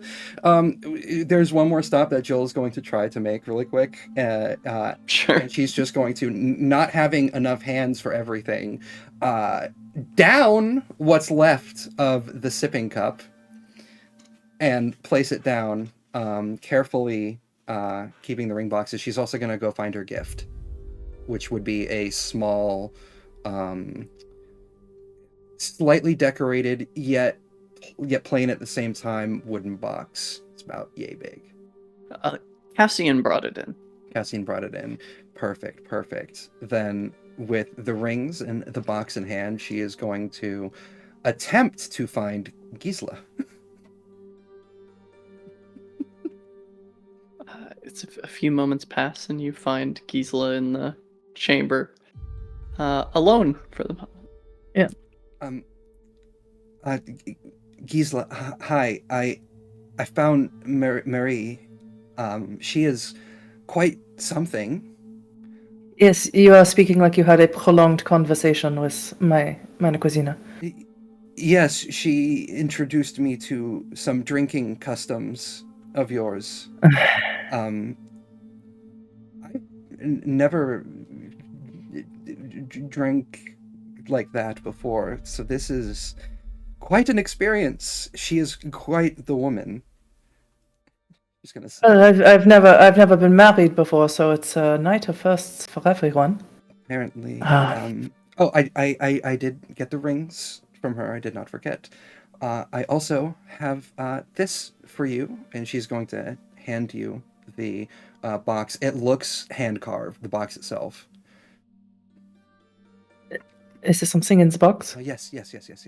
Inside. Is the box this beautiful? And she'll open it. It is a handcrafted, hand-carved dagger, hunting knife. The hilt itself is of antler, and it has Christian iconography carved into it. Oh, Aldous will love this. I- He will. I'm glad. I wasn't sure what to bring, and Brother Pasquale gave me some notes on some iconography that you might like, and I have taken to whittling in my spare time. You will put the knife down and just sort of touch your face. You're doing very well, Jill. I'm very proud to see you doing so well. She's gonna smile softly and then hug Gisela. Tell her. But do not spend an inordinate amount of time with Maria Auguste. She will get your trunk, take advantage of you, and probably rob you. Rob me. Probably. As payment for a night in her company. The only thing I have on me, thinking about it, really is my dress. She'll find some things that she wants. Noted. Thank you for the warning with that. Yeah, she's fine. She's good. She's fine. How are you feeling? You look beautiful today. Thank you. I miss my habits, I must admit. I feel very exposed. And she's wearing like linen and satin, silk. I mean, probably something she got from the Silk Road travelers. But it's sort of white with just like a red belt, and just it's very subtle, but most of it is white, and her hair is also covered as well. Even though white wasn't really common wedding attire at the time. I understand completely. I actually tried to come in my my leathers, my nice leathers, but my primogen refused to let me leave without. Oh, no, you are a guest. You should be in something more formal and comfortable. You are not here for a battle. Very true, and that is what Pasquale told me as well. So He's a good boy. I like him. I like what he has been doing with his side of things at the pass. He has a church built up there now. Oh, so it's good to hear. You should... I'm sorry. I know that you are not of the faith. But my recommendation is always to seek out his counsel in such matters. It would please you to know then that I have been, and also taking your words to heart that you've spoken to me about over the years, especially after the incident that happened when we first came together. Yes, you have not done it again, have you? I have not. It is something I do not Good. think I could find myself to do again. Not willingly, at least.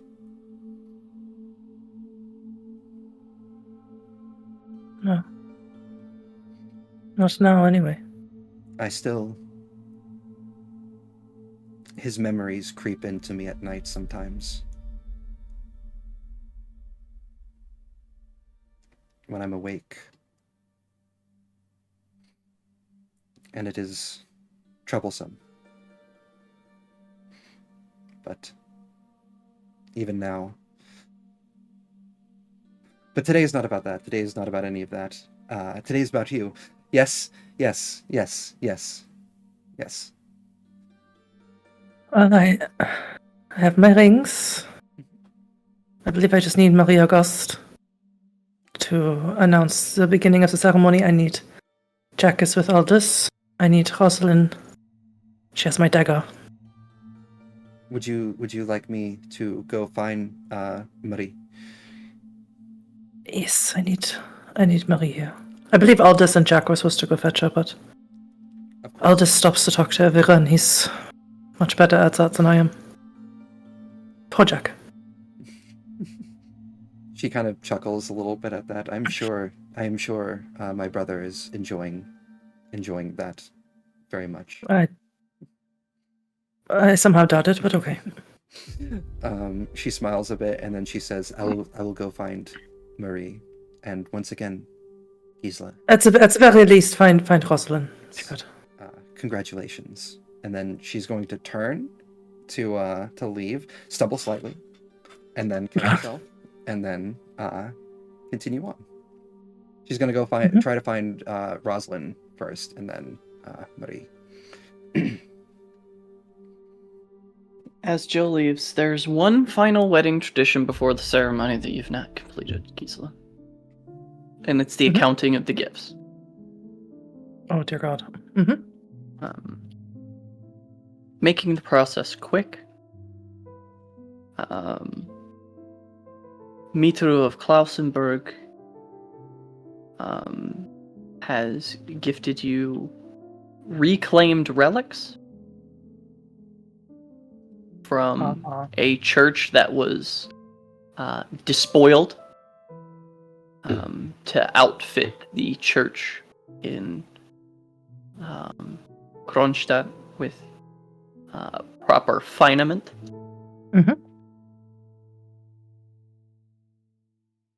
Noruska of Hermannstadt.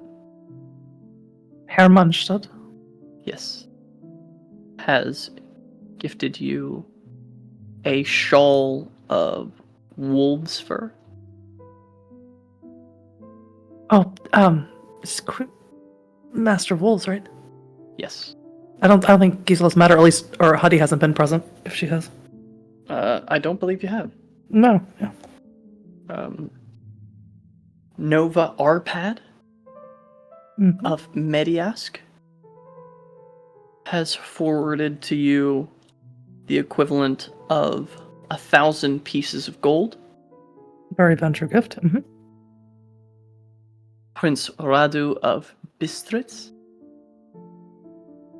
has gifted you a dozen fine upland horses.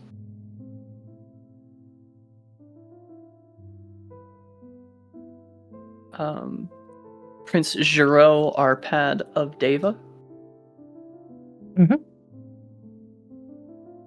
has gifted you...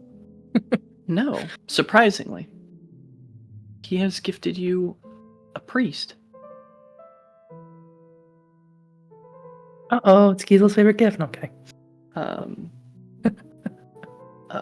The priest's name is Christopher Lorenzo.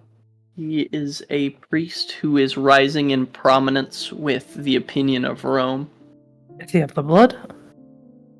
He is not. I didn't think so. I think I know who that is. Okay. From the Prince Alorun of Timisar. It is a small list of dissenters in your own domain. I love the Nosferatu too. From the Prince Dolag of Turgo Mares. 7 bottles of the finest blood wine.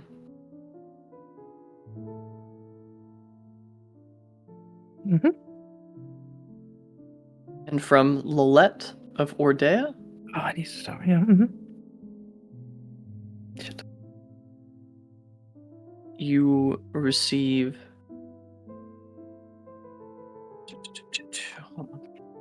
I have it in my... I hate that I have notes in so many different places. Oh. Bro. You receive the collarbone of the Venerable Saint Gregory the Decapolite. Uh-oh, that's my favorite gift.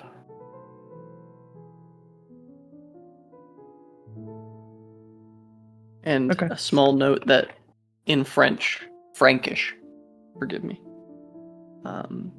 says, "We must never forget wherein we were first inspired." Oh god, I love her. Okay. From your Seneschal Constantine, You receive a small deed of ownership. It is for a townhouse in the city of Paris.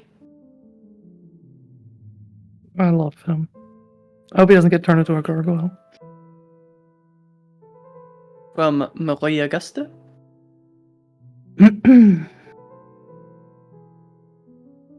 You get the distinct feeling that this is for Aldous. It is an interesting cotton gambesson to wear beneath his armor. And as you kind of inspect it on the inside, over where his heart would be, your name has been enwoven into the gambesson. From Rigard, your sheriff. At first sight, it looks like a rosary. Until you realize on the inside of it, it is lined with small blades. Okay. That is a very typical gift for him. Mm-hmm. You saying the Tremere didn't get me anything? I'm getting there. Where's Vistania's gift? I want to know what it Have is. a chance. From Omar. Oh yeah, I forgot about him. You receive it's a blueprint. That it does say that it is pending your approval.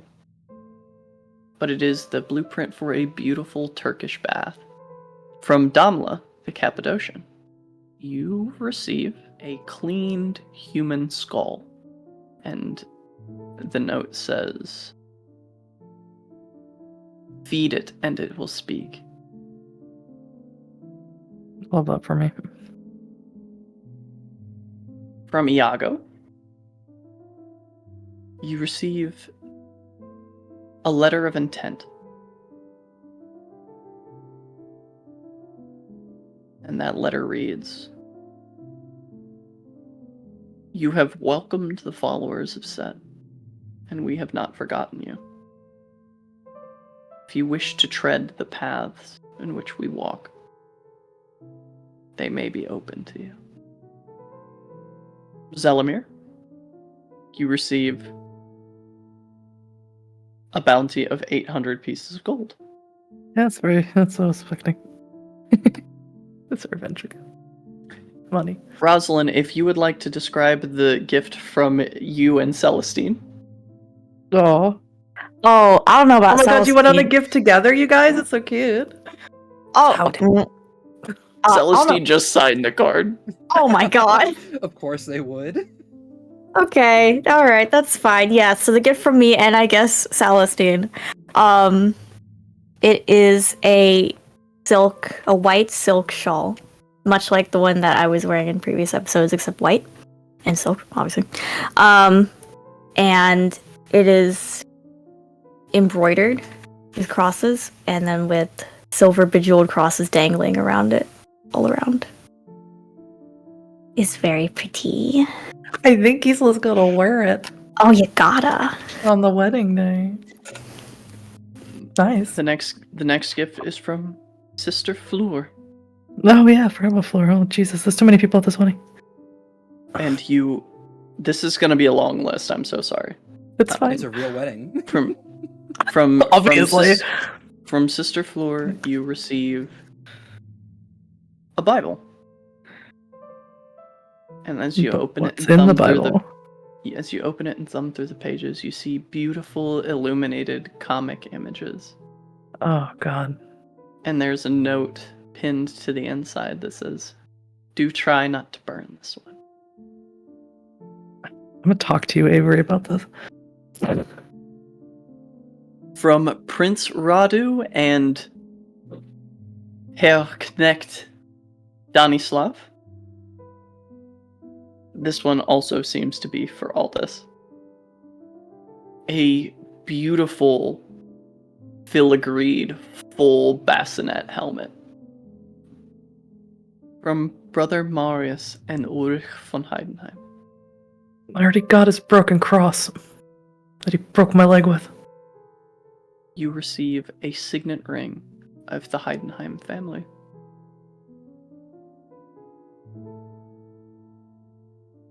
Mm-hmm. From Mitru the Hunter and Cassian Ives, you receive a full set of girding and barding for a horse. And the affectations are of the style of Constantinople. From the great white wolf Arnulf, you receive a small golden band for for like a bracelet that has a dagger slipped inside of it. It says, I believe you would find common ground with these strange folk I have found in the East. They call themselves the Sick. Okay. From Garanol Cappadocius, Oh, Jesus. Mm-hmm. you receive an invitation. Not from him, not to meet him, but an invitation to meet His Holiness, the Pope Roman. Meet the Pope. Got it. From Rudolf Brandl, the Prince of Prague. No, I don't want it. Send it back. No, I'm kidding. Moored in the river outside of Kronstadt, you will find a personal riverboat. From Wenzel Ricard, the Prince of Budapest, you find another land deed. Summer home in Budapest, it seems. No, thanks. Along with detailings of the domain to feed that you are entitled to in ownership of that home. I'm pretty sure he doesn't like that I got Sherazine out of that thing. So I'm probably not gonna go. Probably not gonna go.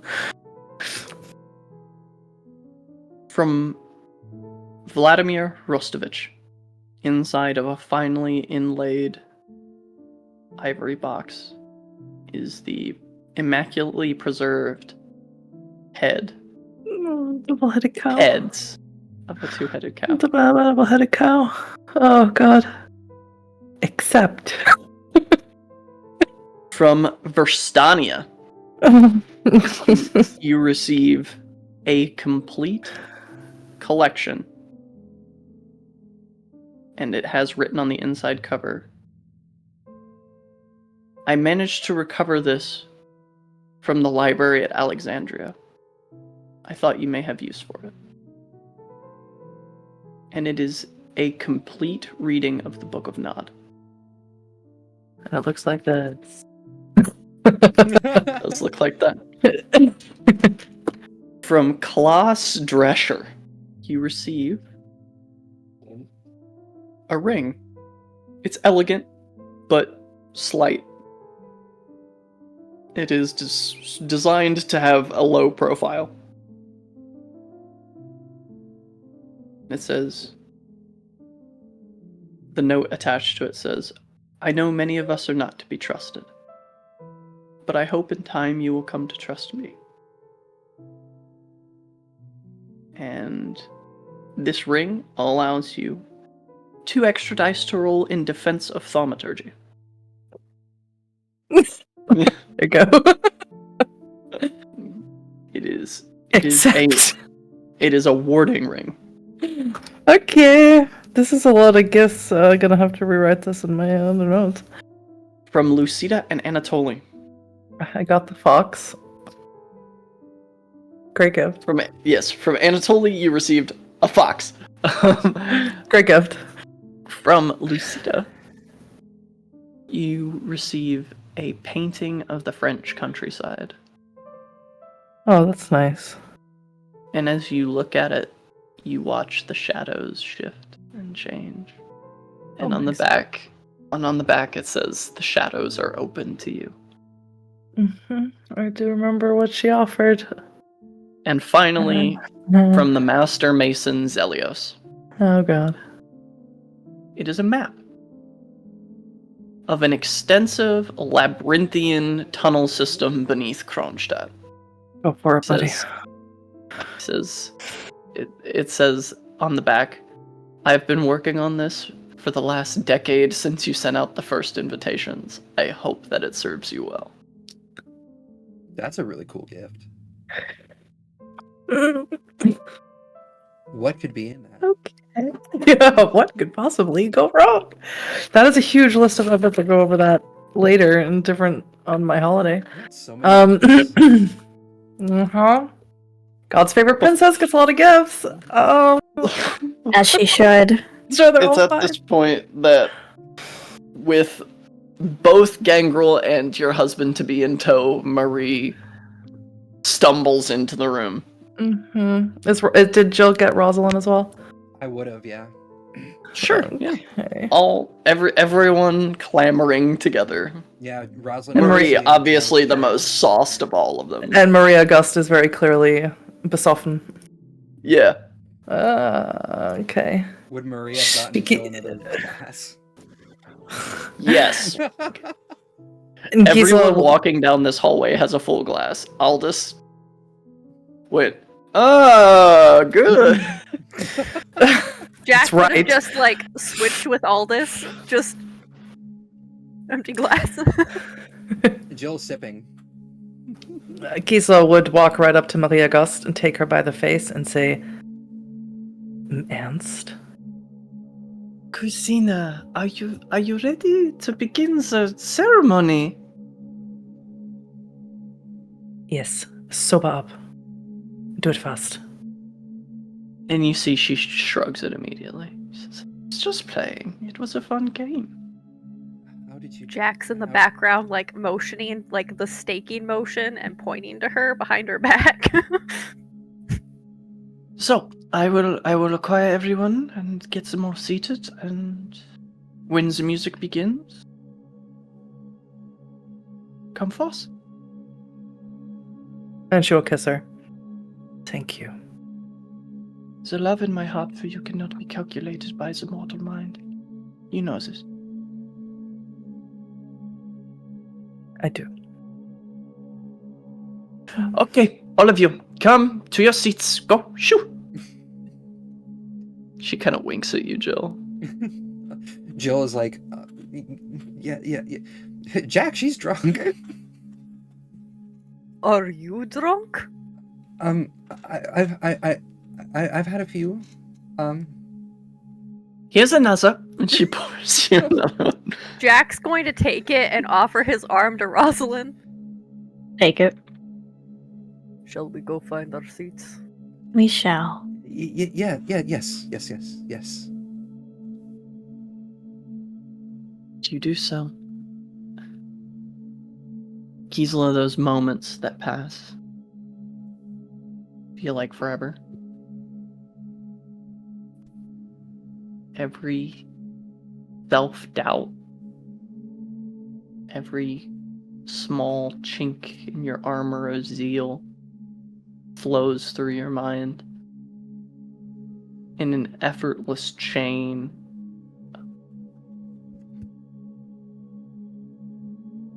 That hollow feeling sets in. Before you hear the softness of plucking strings and melodies and harmonies drifting. She will turn to her mirrorless vanity, and then we'll start walking towards the music. As you walk towards the sounds, that walk feels like forever. God, if you could still be, you could feel your heart pounding in your chest, it would be.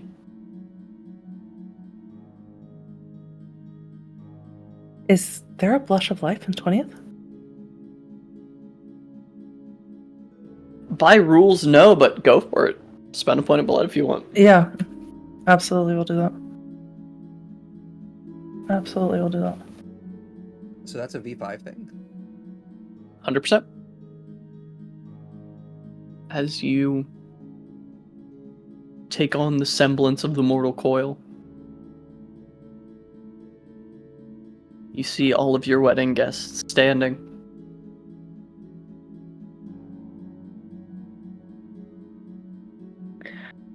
Gisela will walk past them and will acknowledge them by eyes, but is keeping her eyes straight ahead onto the altars. And she'll have to walk past her coterie. And as she gets closer to them, she will, one by one, hold out her hand to ask them to stand up with her. Jill will. Stand. Mm-hmm. And then she will start heading up onto, I assume, like some sort of podium or some sort of stage that's been like built up a little bit to stand up on. There is a critical question that I have to ask you. Yes. Who is I officiating? love critical questions. Oh, you're not going to like this answer, though. Gisela is officiating. Perfect. Perfect. As you Not going to like approach, that answer. you see there is the prescribed stone tablet, which soon Aldous will be laying upon. Mhm. Everyone is in position. All eyes are on you. I will cede narrative control in this Oh, moment. Jesus. All right. And Aldous is up there as well. Correct. She will turn to the people watching, and she will say, "We are blessed and honored that you have arrived here to be witness to this most holy of ceremonies. Tonight, I will make Aldous a Canaanite, child of my blood. Then we shall be bonded together, bone and bone, blood and blood.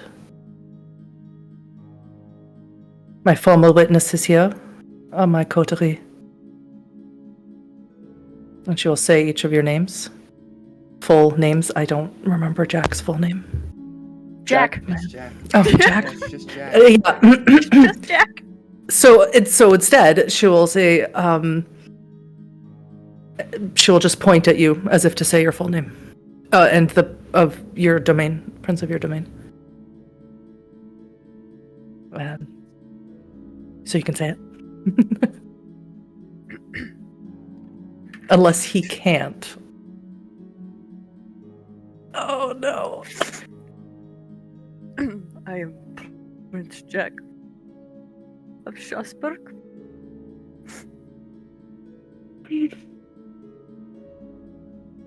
Got And then blood tears formed in his eye. It's fine. Kiesel's gonna interpret that as blood tears for her happy day and nothing further. And then she'll look at Rosalind. It's Alba Iulia now, yes? Or is it still Balgrod? It has recently become Alba Iulia. Prince Rosalind, Alba Iulia. And then we'll look at Jill. Prince Juliana Bullstadt of the Bourgeois Pass.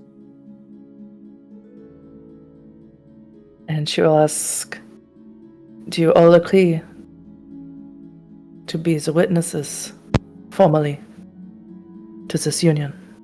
I do. I do. Yes. Wonderful. And she will hold a hand out to Jack to stand by Aldous.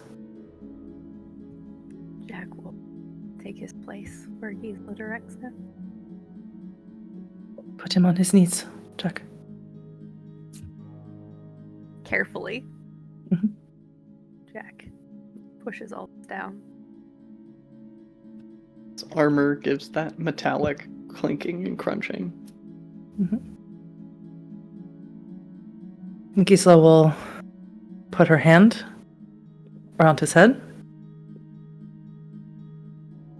and will say, and it is in dying that we are born to eternal life. And she will bite into his neck, begin draining him. So it is. There are hungry looks from every Cainite in the room. But you hear Aldous' voice in your ear, Gisela, as he says, Voyamel. What does this do to her humanity? Make me a path roll. Good day. What level are you at currently? So I would have been at 7 at this point. Since this is a Technically, no. memoriam, roll Yeah. your current. Oh, look at me. Get you then 4. 4 successes. You retain. You don't take any superficial path damage. As with his words of forever in your ear, the life fades from his body. His blood is the richest of the cores. It was her first ever taste of blood outside of Marius's. It is everything you thought it might be. His blood carries notes of strength and honor and vigor. In these moments where his life fades into you, perhaps what you were looking for in this memoriam, you see visions of battle in the Holy Land. You see, growing up, a pauper outside of what will one day be Berlin. You see the first time he ever took a knife to the ribs. Some other pauper kids trying to take the bread that he was trying to bring home to his mother. He dashed their skulls upon the rocks. See a kind young boy grow into a strong, reserved man. You see his first encounter with Marius in a healer's tent in the middle of the night in Jerusalem. The crossbow bolt being removed from his nether regions, the healing process, an offer of blood.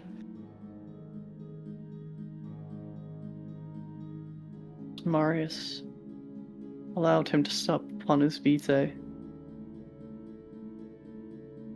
so that he may continue the reclamation and destruction of the wealth of those that he determined to be unworthy. See a return to Paris. See a parting of ways.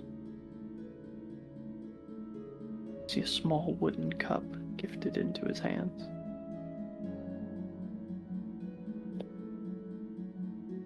Keep it secret. Keep it safe.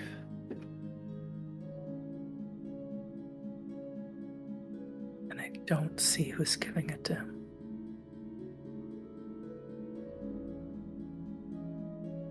But you do see a ringed hand.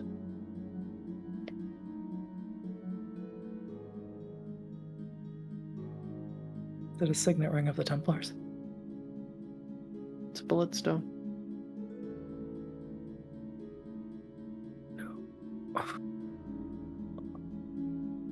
You see on one side is the Tremere coat of arms and the other is the Templars.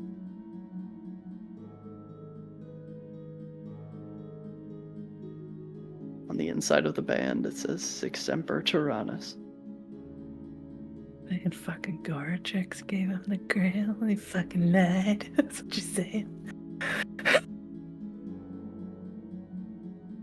That's definitely what Gisela was doing in this Memoriam. She just wanted to experience the whole thing again. Fuck. Okay. Anyway. Good. And you see, finally, in the last moments of his life, offering his arm to a young Gisela von Heidenheim. And you feel in that moment, everything he said to you in that back room was true. When he met you for the first time, his heart knew your name.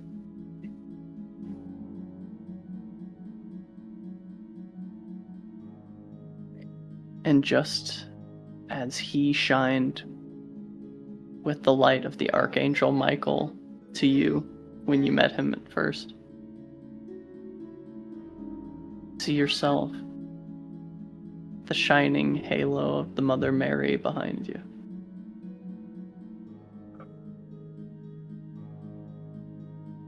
That is the moment when you know that he is dead.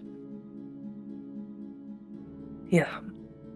On the slab, Jack, quickly. And she will hold out her hands to Rosalind. Jack's trying to be careful, but he sinks his hands into Aldous' shoulders, picks him up, and lays him down on the slab. Jack's gonna take and with his feral claws sink them into the table, not into but pin Aldous' shoulders down. Sure. Rosalind is going to carefully, meticulously, perfectly cut into Gisela's hands. I'm gonna say make this one a dexterity and occult. Where's my dice box? You got this. Make it look real stigmata-y, Rosalind. It's gotta be. It's gotta look good for God. It's gotta look Yes. good for God. Jill's just Look sitting good for here- God. Put it on the t-shirt. Put it on the t-shirt. Jill's just sitting That's here the- completely and utterly fascinated by everything that's kind of going on right now. The Wait. wedding of Giza and Aldous. Make it look good for God. Good for God. That's the theme. I'm pretty sure that's what she told Maria Goss was the theme, but Maria Goss didn't get that. The difficulty, since you are proficient in bloodletting, Mhm. I'm gonna say a 6. And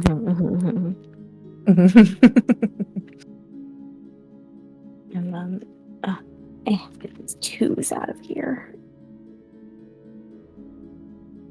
1, 2, 3. Yeah, because this has to be perfect, she's gonna bite her lip and burn a willpower for this. Perfect. Because I did rolled like Did shit. you botch? Aw, for Gisela. I know, of course. Oh no! What does that mean? Willpower? Willpower? She already spent it. Oh no! What's your roll? What's your total? 2. 2 is enough. Oh, okay. Okay, if it was not, I had a plan. No, this is it may be in a different placement, but Rosalind, you've been kindred for almost 100 years at this point. The amount of bloodletting that you've had to do for your thaumaturgical rituals is prolific. 2 successes in a routine difficulty like this is surely enough. That's good. You create the proper wounds, that you've nicked the proper veins and arteries so that the blood will flow properly and unabated by the flesh between them and their mark. Surgical. And with her palms pierced, she will look over at Jack. Will this mouth open, Jack? Jack will take and basically wrap his one arm around his neck and then pry his jaw open. And So she it will is- hold her hands above and pour it into his mouth. I assume she would lose blood for this. How much blood are you imbuing him with? I am, because we're going to do the blood bond after, or she's going to drink from him as well. I am going to give him everything but 2.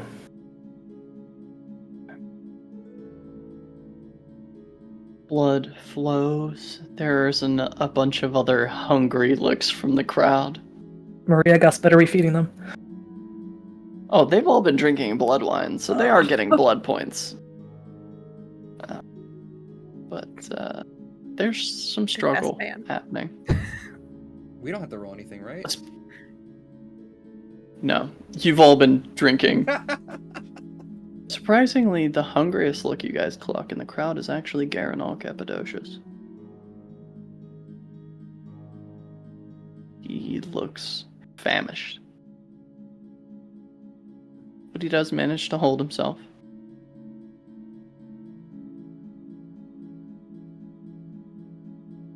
And it takes a moment. Gisela, that moment feels like forever. The blood is just through the process of gravity draining into his body. There's no motion of swallowing. He's not animating. You've never done this before.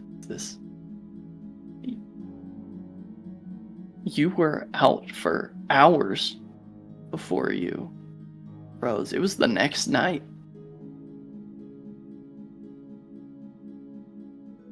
For just a moment, you see that crossed sword in the crescent moon on his forehead, emblazoned in light for a moment before his eyes flash open.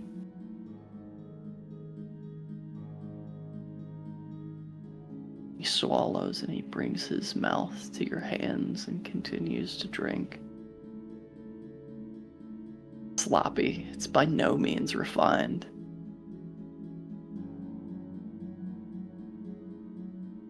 But you get to that having just 2.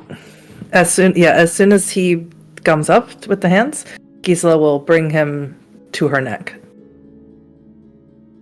And that's when she needs Jack to make sure he doesn't yell over her. I have rolled for this. Then suddenly the wedding becomes intimate. I promised not to hurt him. I rolled 4 10s. It's the moment where you see this blush that Gisela has fade, Jack, that you know it's time to do something. He drinks for a solid 1.5 minutes from her neck, and you see that blush of life fade.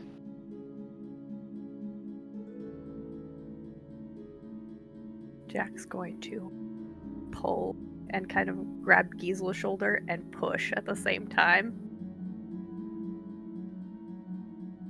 And you all see fangs. First time extended from Aldous' mouth. But you clock something. Each of you, being the only ones close enough. Gisela, you clock it as well. Fangs gleam like silver. Do I know what that might mean? I will take specifically from the gangrel. Can Jack see? Because Jack's like holding all this No, from... Yeah. you can see it. His head's now tilted back with his mouth open. Specifically from the gangrel, I will take a intelligence and occult. Oh, they're so good at that. Yes. That's 4 whole dice. Rosalind's like, excuse me, hurting. We'll say the difficulty is 8. Can I blood buff my mental? Sure. Sweet. I'm gonna blood buff my mental. I feel bad for Jack. I should have had Jack Angel do this because Jack is also gonna have to stop Gisela from diablerizing Aldous. It's gonna be a thing, or you have to pay attention. I got this. Jack's on one side, Jill's on the other. You could just... Yeah, Jill's just holding the rings, just waiting. Yeah, that's fair. Yeah, no, it's fine. I can roll to fight Gisela at her wedding. I'm a good best man. And blood buff goes to +1, right? Or +1 or 2? 2. Jack is just very into his role. This is gonna be the best goddamn wedding anyone's ever seen because I Gisela want to just see Jack beat up deserves it. Gisela at her wedding. That's 2 10s, so that's 4 plus another 8, which is 5 successes. Ooh. What's the difficulty to fight Gisela? We'll get to that. 0. Jill, Mhm. you've had a few gangrel pass through your territory, and a common thing amongst gangrel is swapping stories, telling about your life and the history that you've gone through. And amongst the Anande, the gangrel that are from the Far East, that claim their blood from Mongols, that are tied to the spirits of the land. When a Cainite is embraced, and in the moments of their first feed, when their fangs turn silver,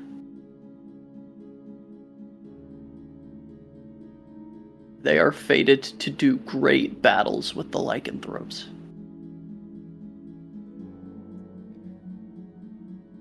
Jill doesn't need to, but probably in her drunk state is going to take a sharp breath when she sees those fangs.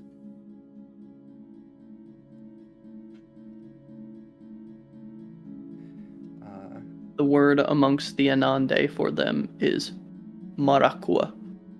Maraqua.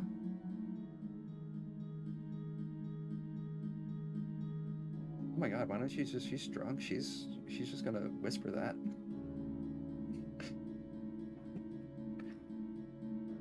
So, he has fed. He has been pulled away. I will return narrative control to Sister Gisela von Heinheim. Yeah, so Jack, you're doing like a really good job. Well, no one's getting jowlerized, and then Gisela goes in to drink right from his neck. And I don't know if there's like some sort of, because I don't know B20 at all, if there's some sort of willpower roll I need to make or anything to that nature. We're gonna say, because this is a frenzy roll, it would be your courage.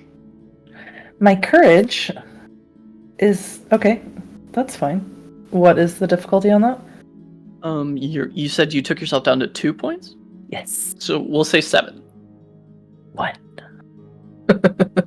One is the bare minimum. You feel yourself on the border of ashing him.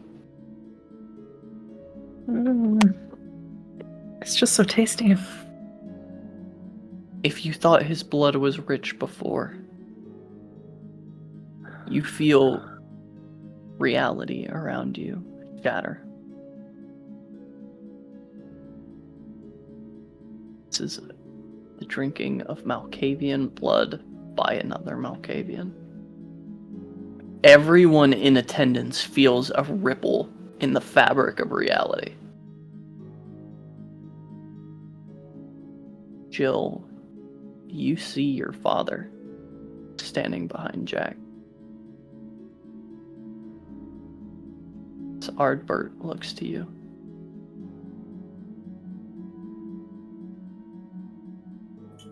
Everything I could for you.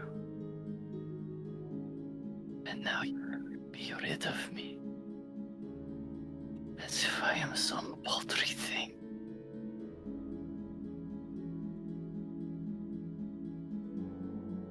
Jack? Jill is snarling and growling under her breath as she looks behind you, Jack. Jack's focused on Gisela because no one else is gonna lose someone they love. Behind Gisela, you see Amalia Volstadt. I had such great plans for you, Jakub. Could have done so much together. I'm so sorry. I was to claim you as my own. It would have taken some work, but I would have made you a beautiful Toreador. Fuck your flowers. Rosalind, Yeah? you see whispering in Klaus Drescher's ear the crone. She looks to you. You are missing me, my darling. But I found someone more worthy of my pursuit. You are just a vessel for a time. Empty, meaningless. I will take you back when I want you.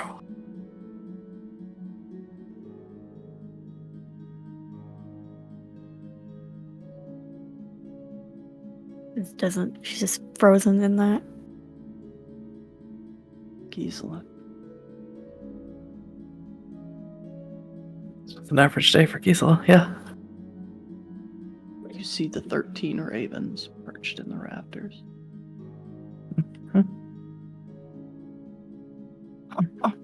Oh.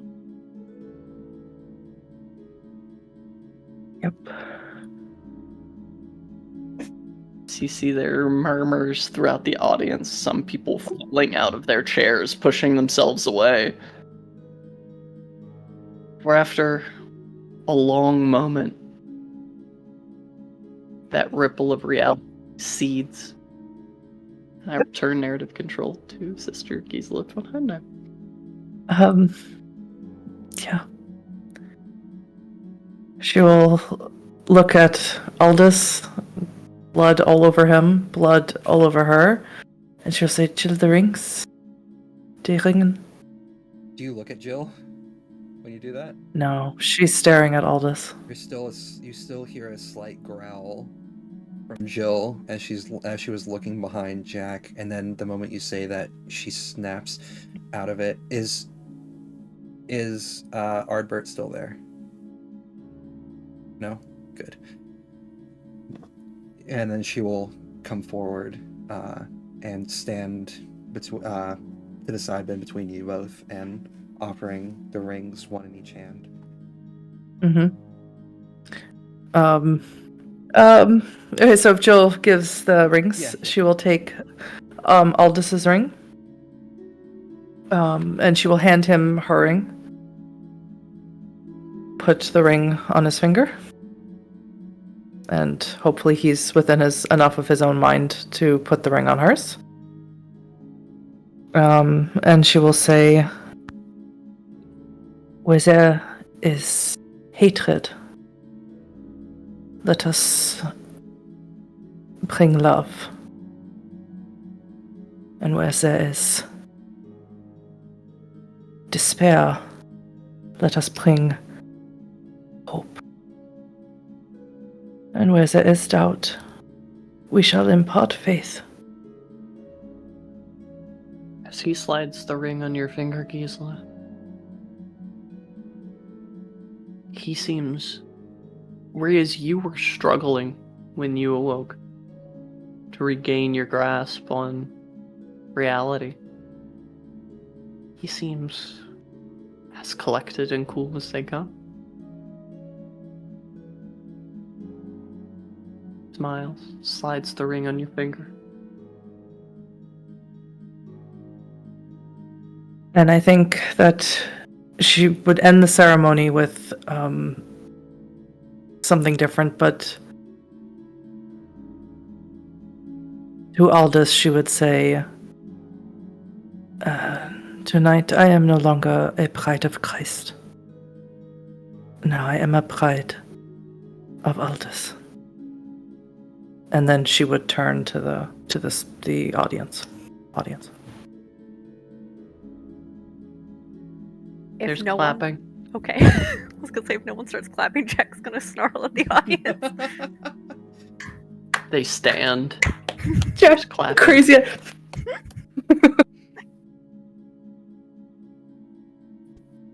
And Marie Augusta stands. She says, "Let us gather in the ballroom, and we will engage in receptionary activity." As the guests begin to file out, Aldous looks to you, a newborn Cainite. To all of you.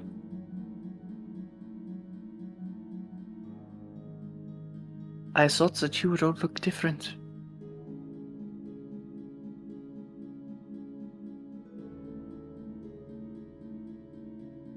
Curious. If you don't mind me asking, could you show me your fangs once more? Flashes them and they still have that silver glint. What was that word that you said? Marco. Maracque. Maracque. She's going to say that one more time, and then she's going to look to Gisela. She's going to say, "Does that mean anything to you?" So, No. This is deep gangrel lore. It is. I'm following the Smeetsy stuff. I'm not don't really kind of concerned about the gangrel. It is something that I've learned over my years as a gangrel. It means that there is a destiny about Aldous. That he is meant to, what was it that they said? Do great fights, battles against lycanthropes.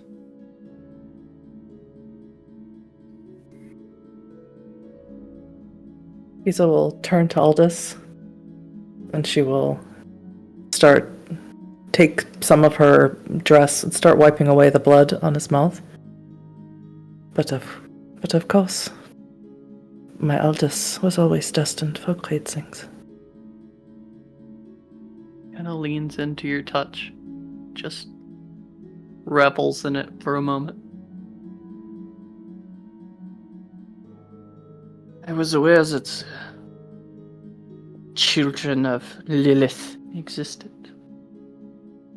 But I thought those were only the Bahari. I thought the children of beasts were a myth. They are real. Quite real. We deal with them often enough in the past. They are quite frightening. And the stories hold true. A blade of silver will cut them low. That's still correct, right? Yeah. If you can get it in. Yes. As Jack said. Then it seems I will need to have one fashioned. I shirk from no enemy, for the banners of God fly behind me. From whom all blessings flow. From whom all bounties are received. I regret not fashioning my gift out of silver now. I'm sure one of these fucking Vendrew parted with enough coin to get one. Yes. Yes, they did. Forgive. Fragrant use of language. At your wedding. Yes. Exactly. Speak as you would speak. I wasn't asking forgiveness from either of you, respectfully. Oh. Right. Yes. Right. Oh. Yeah, that, yes. I've never seen a more beautiful thing in all of my years. He takes the back of his hand over your cheek, Gisela. Gisela probably looks more happy than you've ever seen her look in the whole time that you know her. You are a wonder. A treasure.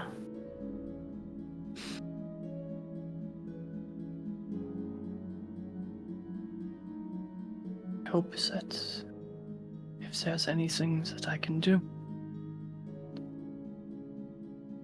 The body is weak, but the spirit is willing. He Only will we should sort of make your life easier. I think first we begin with some Libations from Maria Augusta's stock. I'm sure she would be more So- than happy to pour us some. It's He good. kind of shifts off and he waves a squire over. They begin to doff his armor. Mm-hmm. I will get changed. We'll meet you all in the reception. Won't be long. Your hands are strong, Jakob. They would be stronger if they worked as the will of God. Willingly. You are a tool of God regardless. But if you worked your works for God willingly, the strengths you would possess would be incalculable.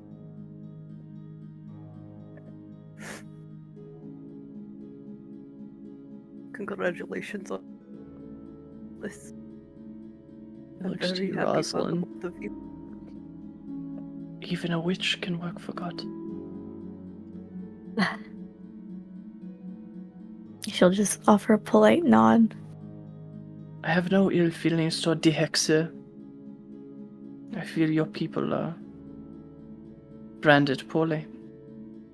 King Solomon sought the help of witches to consult with the spirits of the dead. He was the holiest of the kings of Israel.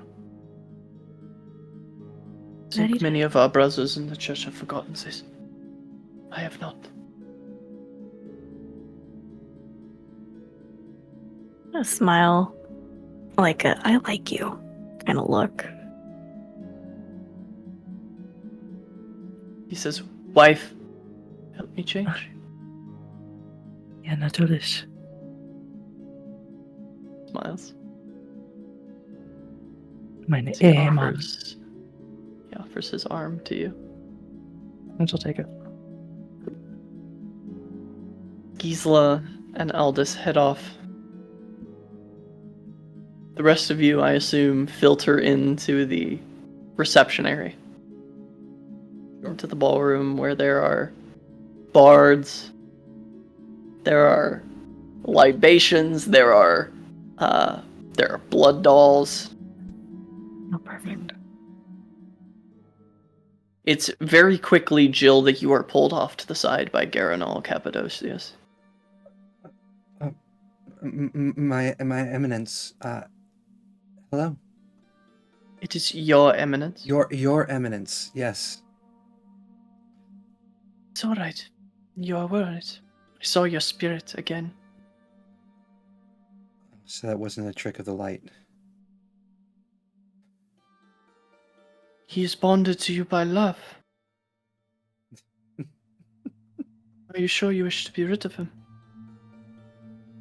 You always had a funny way of showing love. Such are the hearts of men. They often confuse love for pain.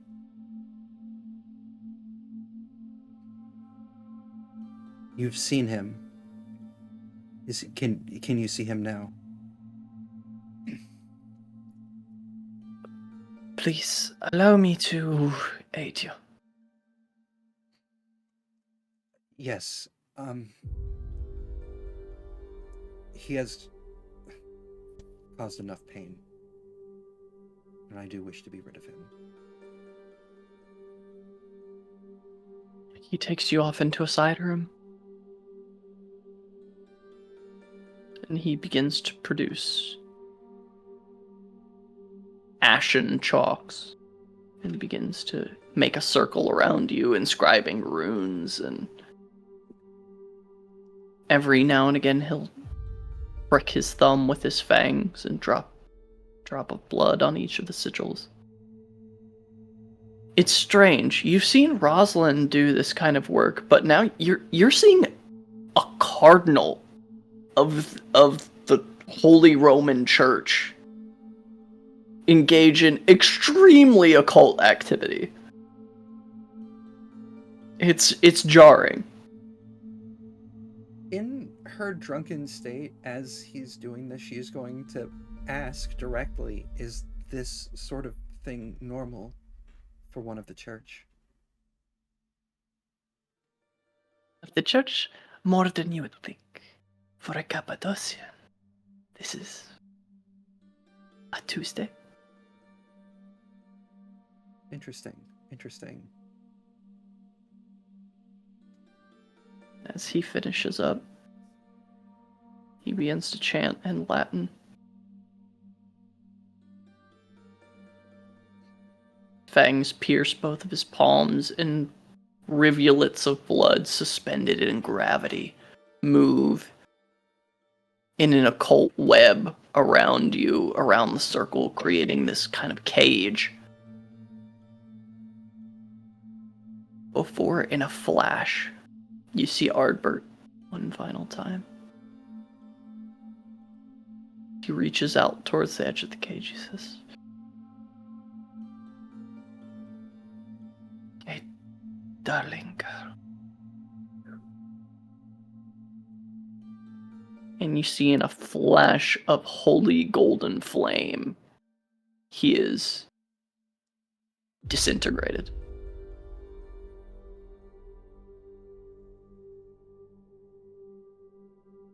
And that's a 2-point flaw, I believe. That is a 3-point flaw. You gain 3 points of experience.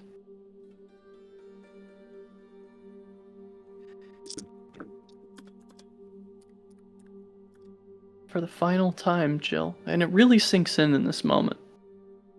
Love him or hate him, Ardbert Fletcher is gone. It's a very... The man who raised you, who taught you everything you know about the woods and the fens and the beasts, plants. It's a very complicated feeling for Jill. It's a very complicated feeling in general in this moment. There was love there. She understood that. She saw it. But the good things don't overshadow the bad. They don't overtake them. And vice versa, the bad things don't always overshadow the good. A mixture of relief and agony fill her as she falls to her knees then in that ritual circle and just begins to weep. Bloody tears once more staining her cheeks. And Garanol looks you over. Do you know the Lord, child? I am learning. Have you been baptized? Would she have been? It's up to you. Well, I mean, you know, not understanding the way things in this time period tend to work, would she have been baptized at birth in the situation that she was in? No. She's just going to say then, not yet. I had found myself unsure. But the one that Sister Gisela has sent to me, Brother Pascale, has been tutoring me from time to time in manners of the faith. You follow the path of the beast, do you not? I do. I will baptize you now, but you must turn from that path.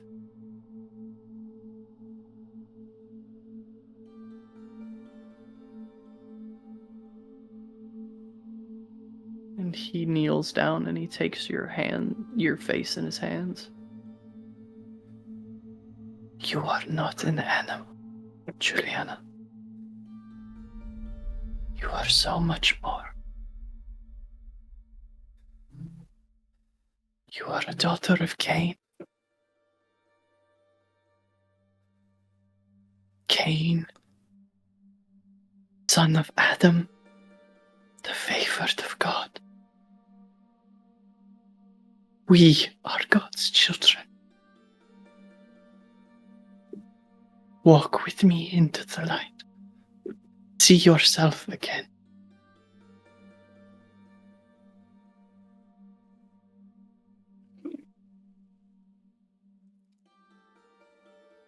Going to gently reach up and grab the hands that are on her. Still crying, trembling now at this point. She's just going to say, I'm sorry, I'm not ready. Not yet. I need more time. At least allow me to anoint you for your journey. She's just going to nod her head and lower her hands. Takes out a vial. This oil comes from the city of Capua.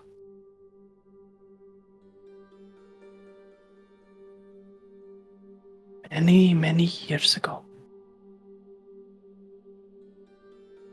gladiator bound in chains carved his name into the Roman Empire. For blood, freedom from all bondage, for all men. The light of him. He was no Christian.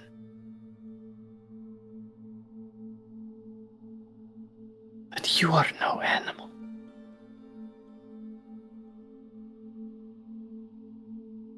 He takes the oil from Capua to his hand, crosses your forehead, and a dot on each of your shoulders.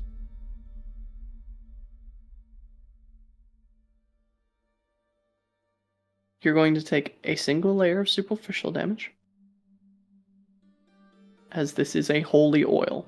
Garanol is also taking a level of superficial damage, as it singes his flesh.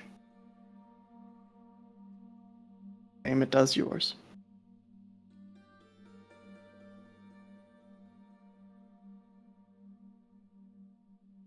You are ready to come to the light, my child. I will be waiting for you. Thank you, Your Eminence. I will take you to the Danube, to a fall. We will baptize you when you are ready. Tears still staining her cheeks, and now singed flesh. She is going to nod a few times, and she's going to say, I will remember this. Thank you. We Cappadocians, we don't have many friends outside of our clan. We are insular.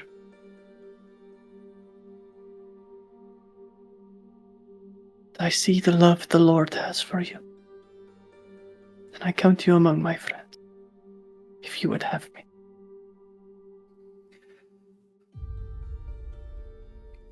Jill is going to nod again, and she's going to say, of course, you and yours are welcome in my home, whenever you so desire, whenever you so need.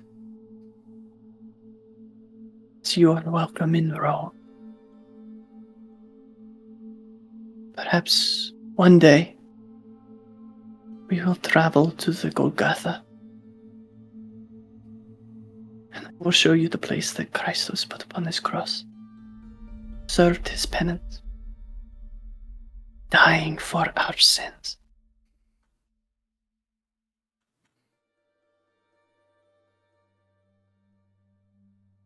Jill is just... He offers you a hand to help you up.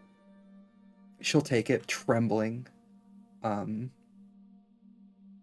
get to her feet, and offer him a bow of her head. Say, thank you, Your Eminence. He kisses the top of your head.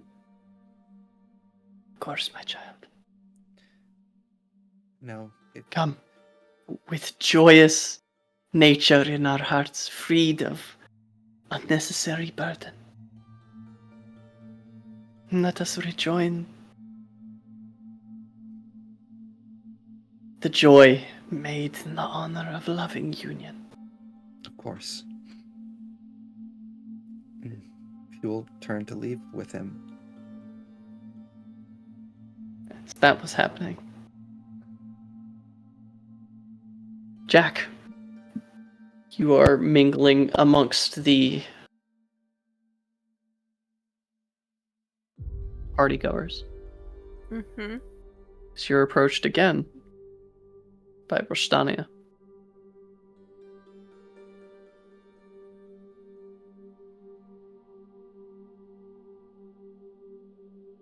You look lonely. Why is that? What do you mean?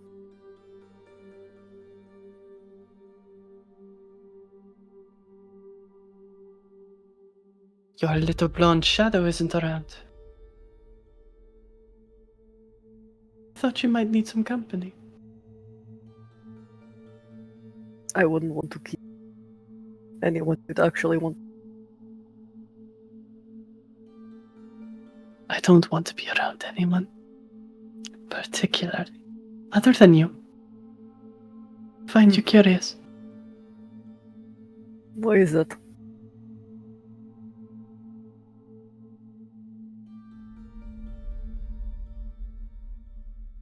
When was the last time you took a lover?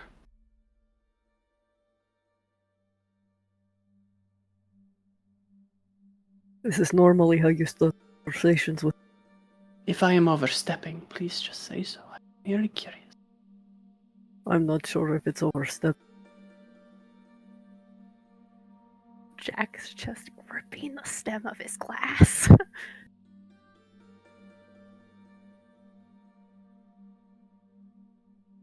Are you offering because I'm interested? I would offer if you are interested. You're fit. I think I'm supposed to take that as a compliment. I am not like many of the Tremere. Many of us put stock in breeding. Grew up with nothing. You know what it's like to take everything you have.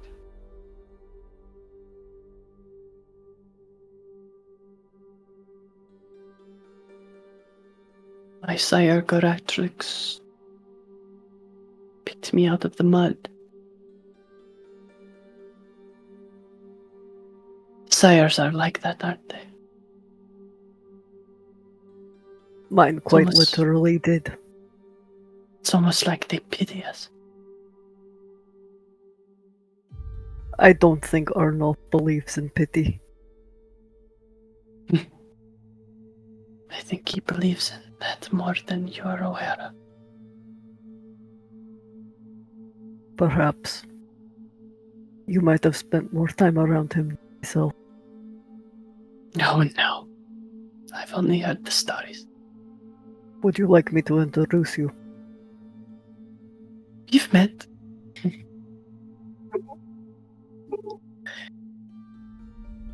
Question is, are you accepting of my offer or no?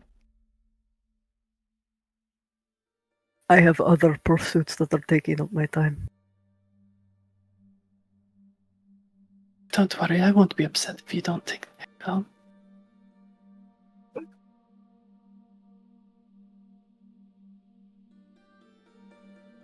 Is this one of those things where you're saying you won't be upset and then you would be? Because I'm not sure. I won't be upset. It's a wedding. We're meant to make merry, aren't we?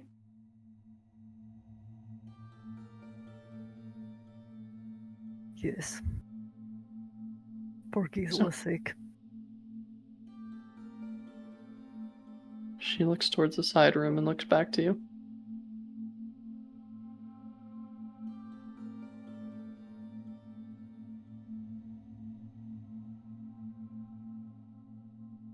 I have to do something with the fox.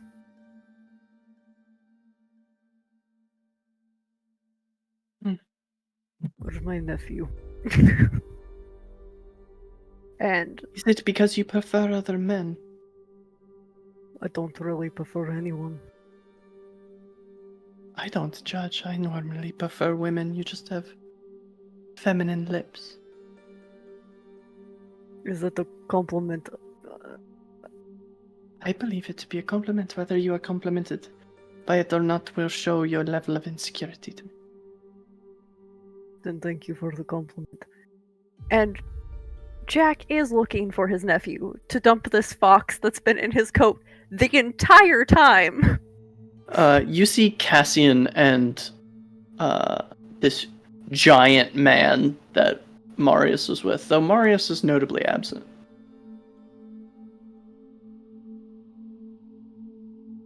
Having a conversation, and they just seem to be chopping it up. Would you excuse me for one? I think I could part with you for a moment, yes. Come back. Thank you for being so gracious. Nephew! Oh, Uncle Yak! Hello. Hello. What is it that I can do for you? Here. Happy death.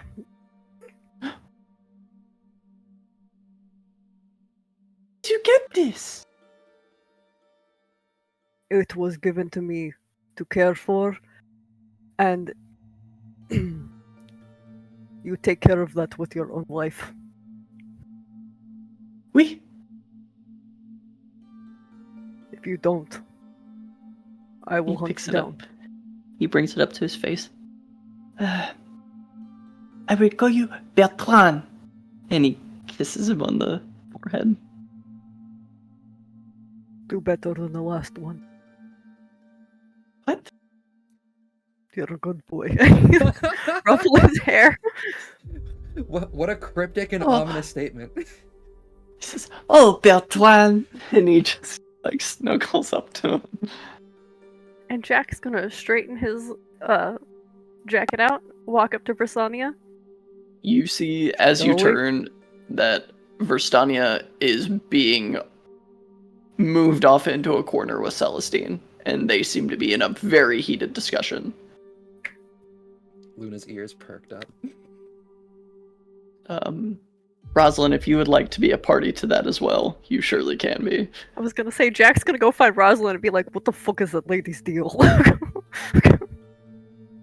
Yeah. Are my lips really that feminine? Do you think I have feminine lips, Rosalind? Is That's that the such thing? a weird fucking line to say. Jesus Christ. She's a I weird lady.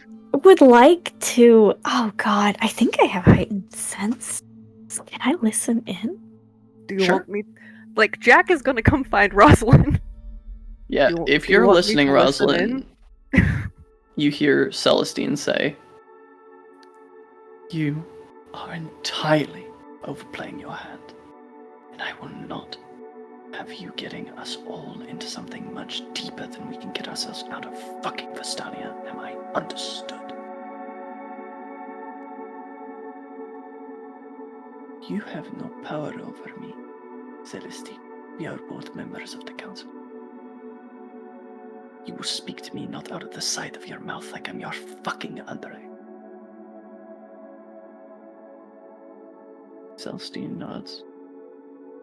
Very well. Perhaps I did speak out of turn. But I tell you this now. You are banned from the Library of Seances for 7 years. You've overplayed your hand. And I will not have us being dragged down into whatever mire you fucking operate in, Vestania. check yourself. If the Gangrel finds out what you've done, those Seneschal were all dead. Arnulf is here. Mitru the Hunter is here. We are fucking outnumbered, and we are not high in public opinion. And forgive me if I am to think that Klaus Drescher would rather abscond than side with us in this conflict.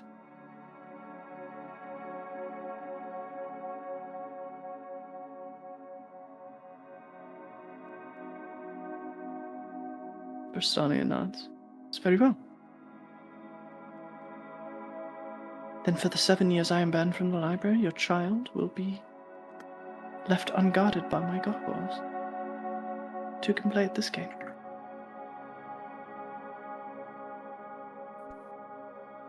Celestine just kind of nods. And the two of them part their separate ways, Verstania leaving the event. Oh, she just bounces.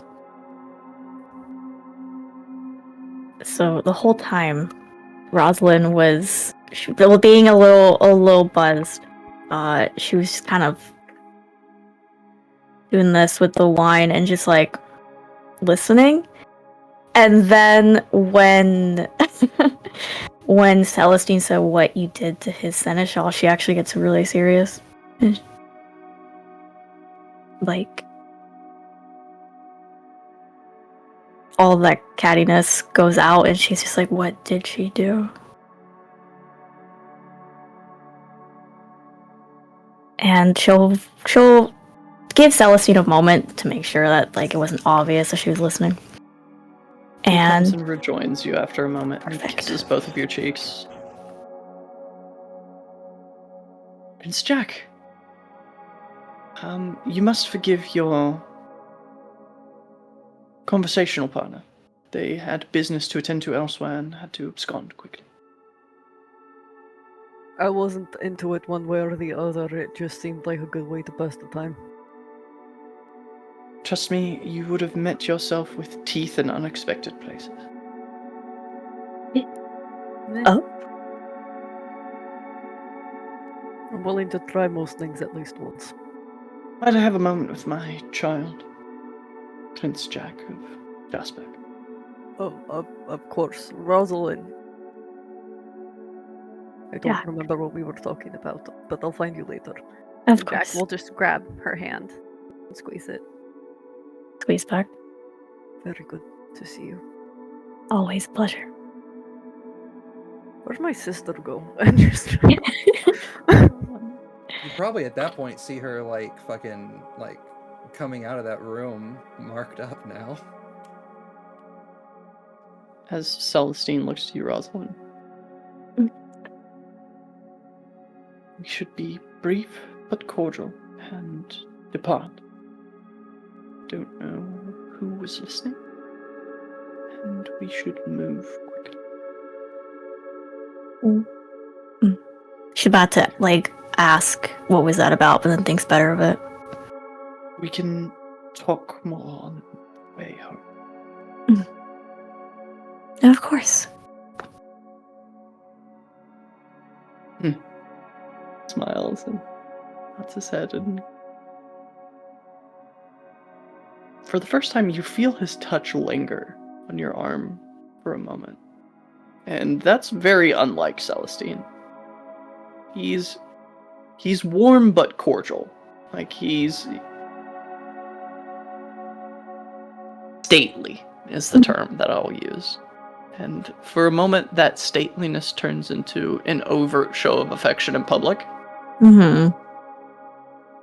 Before he makes his way on to other party guests.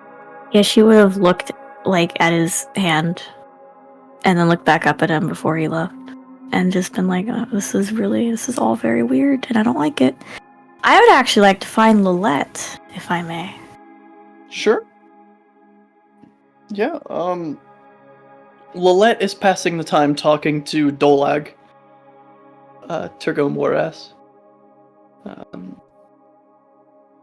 The two of them chatting over a glass of blood wine. I'll kind of step forward, but not interrupt. Not being polite about it. And Lilette looks up. Looks back at Doleg. If you would not mind, please excuse us for a moment, Doleg. Doleg nods. As you say, it is good to see you again, Prince Rosa. Please, visit Togo Mores sometime. I will show you. I'll show you parties that will pale this in comparison. I look forward to it. As he heads off, Lilette looks at you. Have a seat. She will. How are you enjoying the merriment? It is enjoyable. Agreed. Something you needed to say? Yes, I haven't stopped. Well, now that I have you again. I wanted to ask what you meant by my headmaster says hello all those years ago.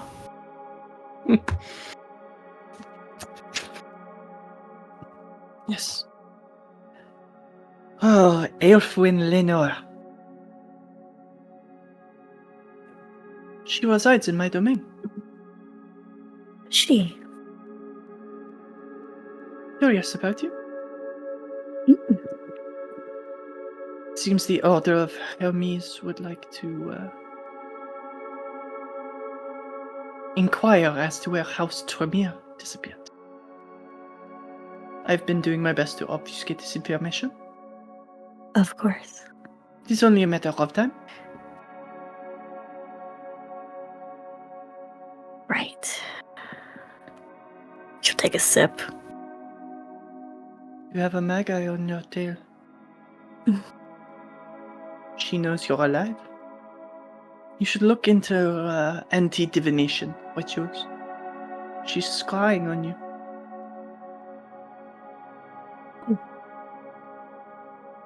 Thank you for the heads up. Oh, it's not free. Of course.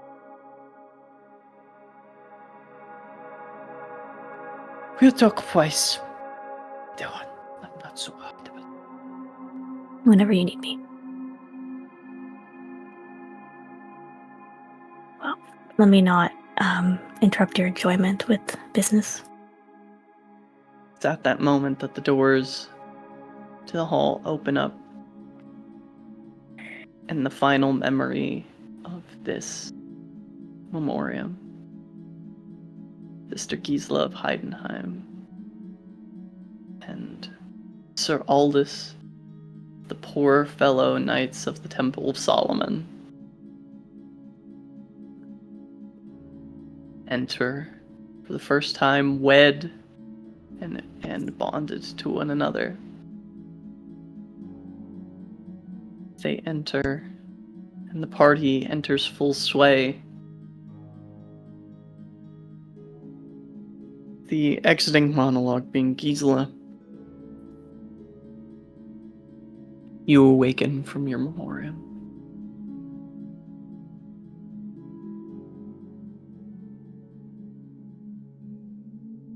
Not in the year 1314. Gisela, it was so long ago.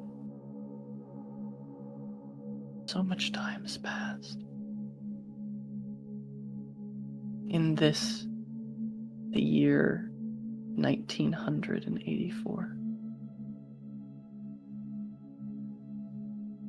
So much has happened. So much has gone by.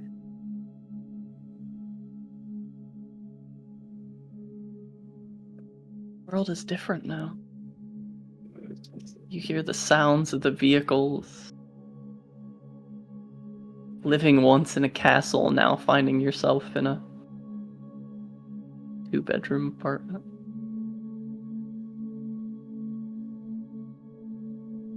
Where you are doesn't make that much more sense than where you've been.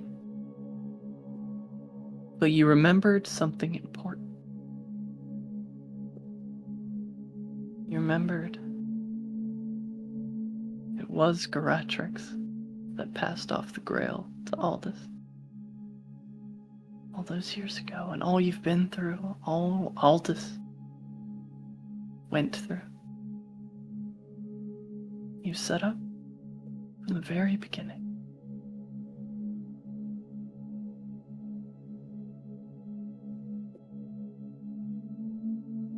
The shuddering of the building by the passing train.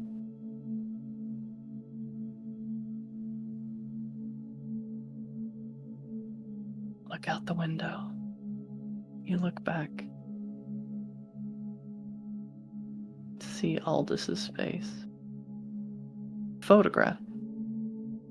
Two of you together.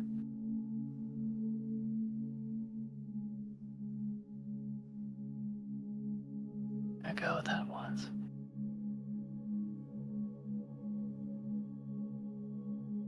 Thank you for joining us for this Memoriam episode. Damn. Oof. Holy crap. We're gonna go ahead and go around What? and reintroduce ourselves. And then we will we'll go ahead and sign off for the evening. We'll go ahead and start with the absolute star of the show this evening. Absolutely stole the show. Sister Gisela von Heidenheim, the wonderful Huddy von Schland. No, anything I ever did was overshadowed by that last moment. Anyway, hi, I'm Huddy. I can't even think. I'm so taken aback. I'm Huddy. I played Sister Gisela von Heidenheim, Huddy von Schland. I do stuff. World of Darkness, vampires. I do all that stuff. Somebody else go. I'm processing. Wonderful. Let's go on down to the wonderful Druid by Night. Hello. I'm Luna, or Druid by Night. You can find me at Druid by Night on all the social medias, including Twitch, where I stream every weekday. And I'm also here on Rolling Nomads, playing in Ways of Old as Cersei Aveline. And tonight, it has been my honor to attend this lovely ceremony as Rosalind Tremere Prince.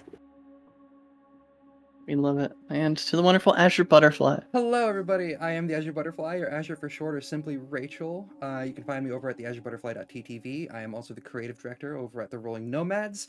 I am Ingrid of Sintra in Witcher Ways of Old. I am also I also have my Azure storytelling studio that I have, and tonight I am Prince Juliana Volstadt, aka Jill, who had a roller coaster of a fun time at this lovely wedding that she learned a lot of things about, not only herself but other people, who also, after the scene that she was in, definitely drank some more and definitely, ignoring Gisela's warning, approached Murray to help her end the night with something not yeah. Wonderful. And then to the wonderful Az. Hi, I'm Az, or as I was on the social medias, because I think I'm funny, and I've been Jack, the world's best man, who made sure no one got Diablerized, who's about to go hunt some Tremere. Everything's fine, don't worry about it. You can find me here on the Rolling Nomads for Witcher Ways of Old as Rogue, and in Huddy's game Are We Dead Yet, which comes back in next year, playing Sawyer, who's also having just troubles. So It's good. fine. It's World of Darkness. What do you expect? Come on. Thank you for joining us, everybody. Yes. We're processing. It's been a lot. Absolutely. And What? I have been Avery. I've been literally everyone else. I'm at Golden Gwydion on all of the social medias. This evening, I have been everyone else, but you can also catch me on Mondays as Calamus Acros, the Bard Extraordinaire, the Cunning Linguist, the Lascivious Lover, the Debonair Debutante. That's us in a handbasket. And we will catch you guys on the next one. Thank you so much for being here.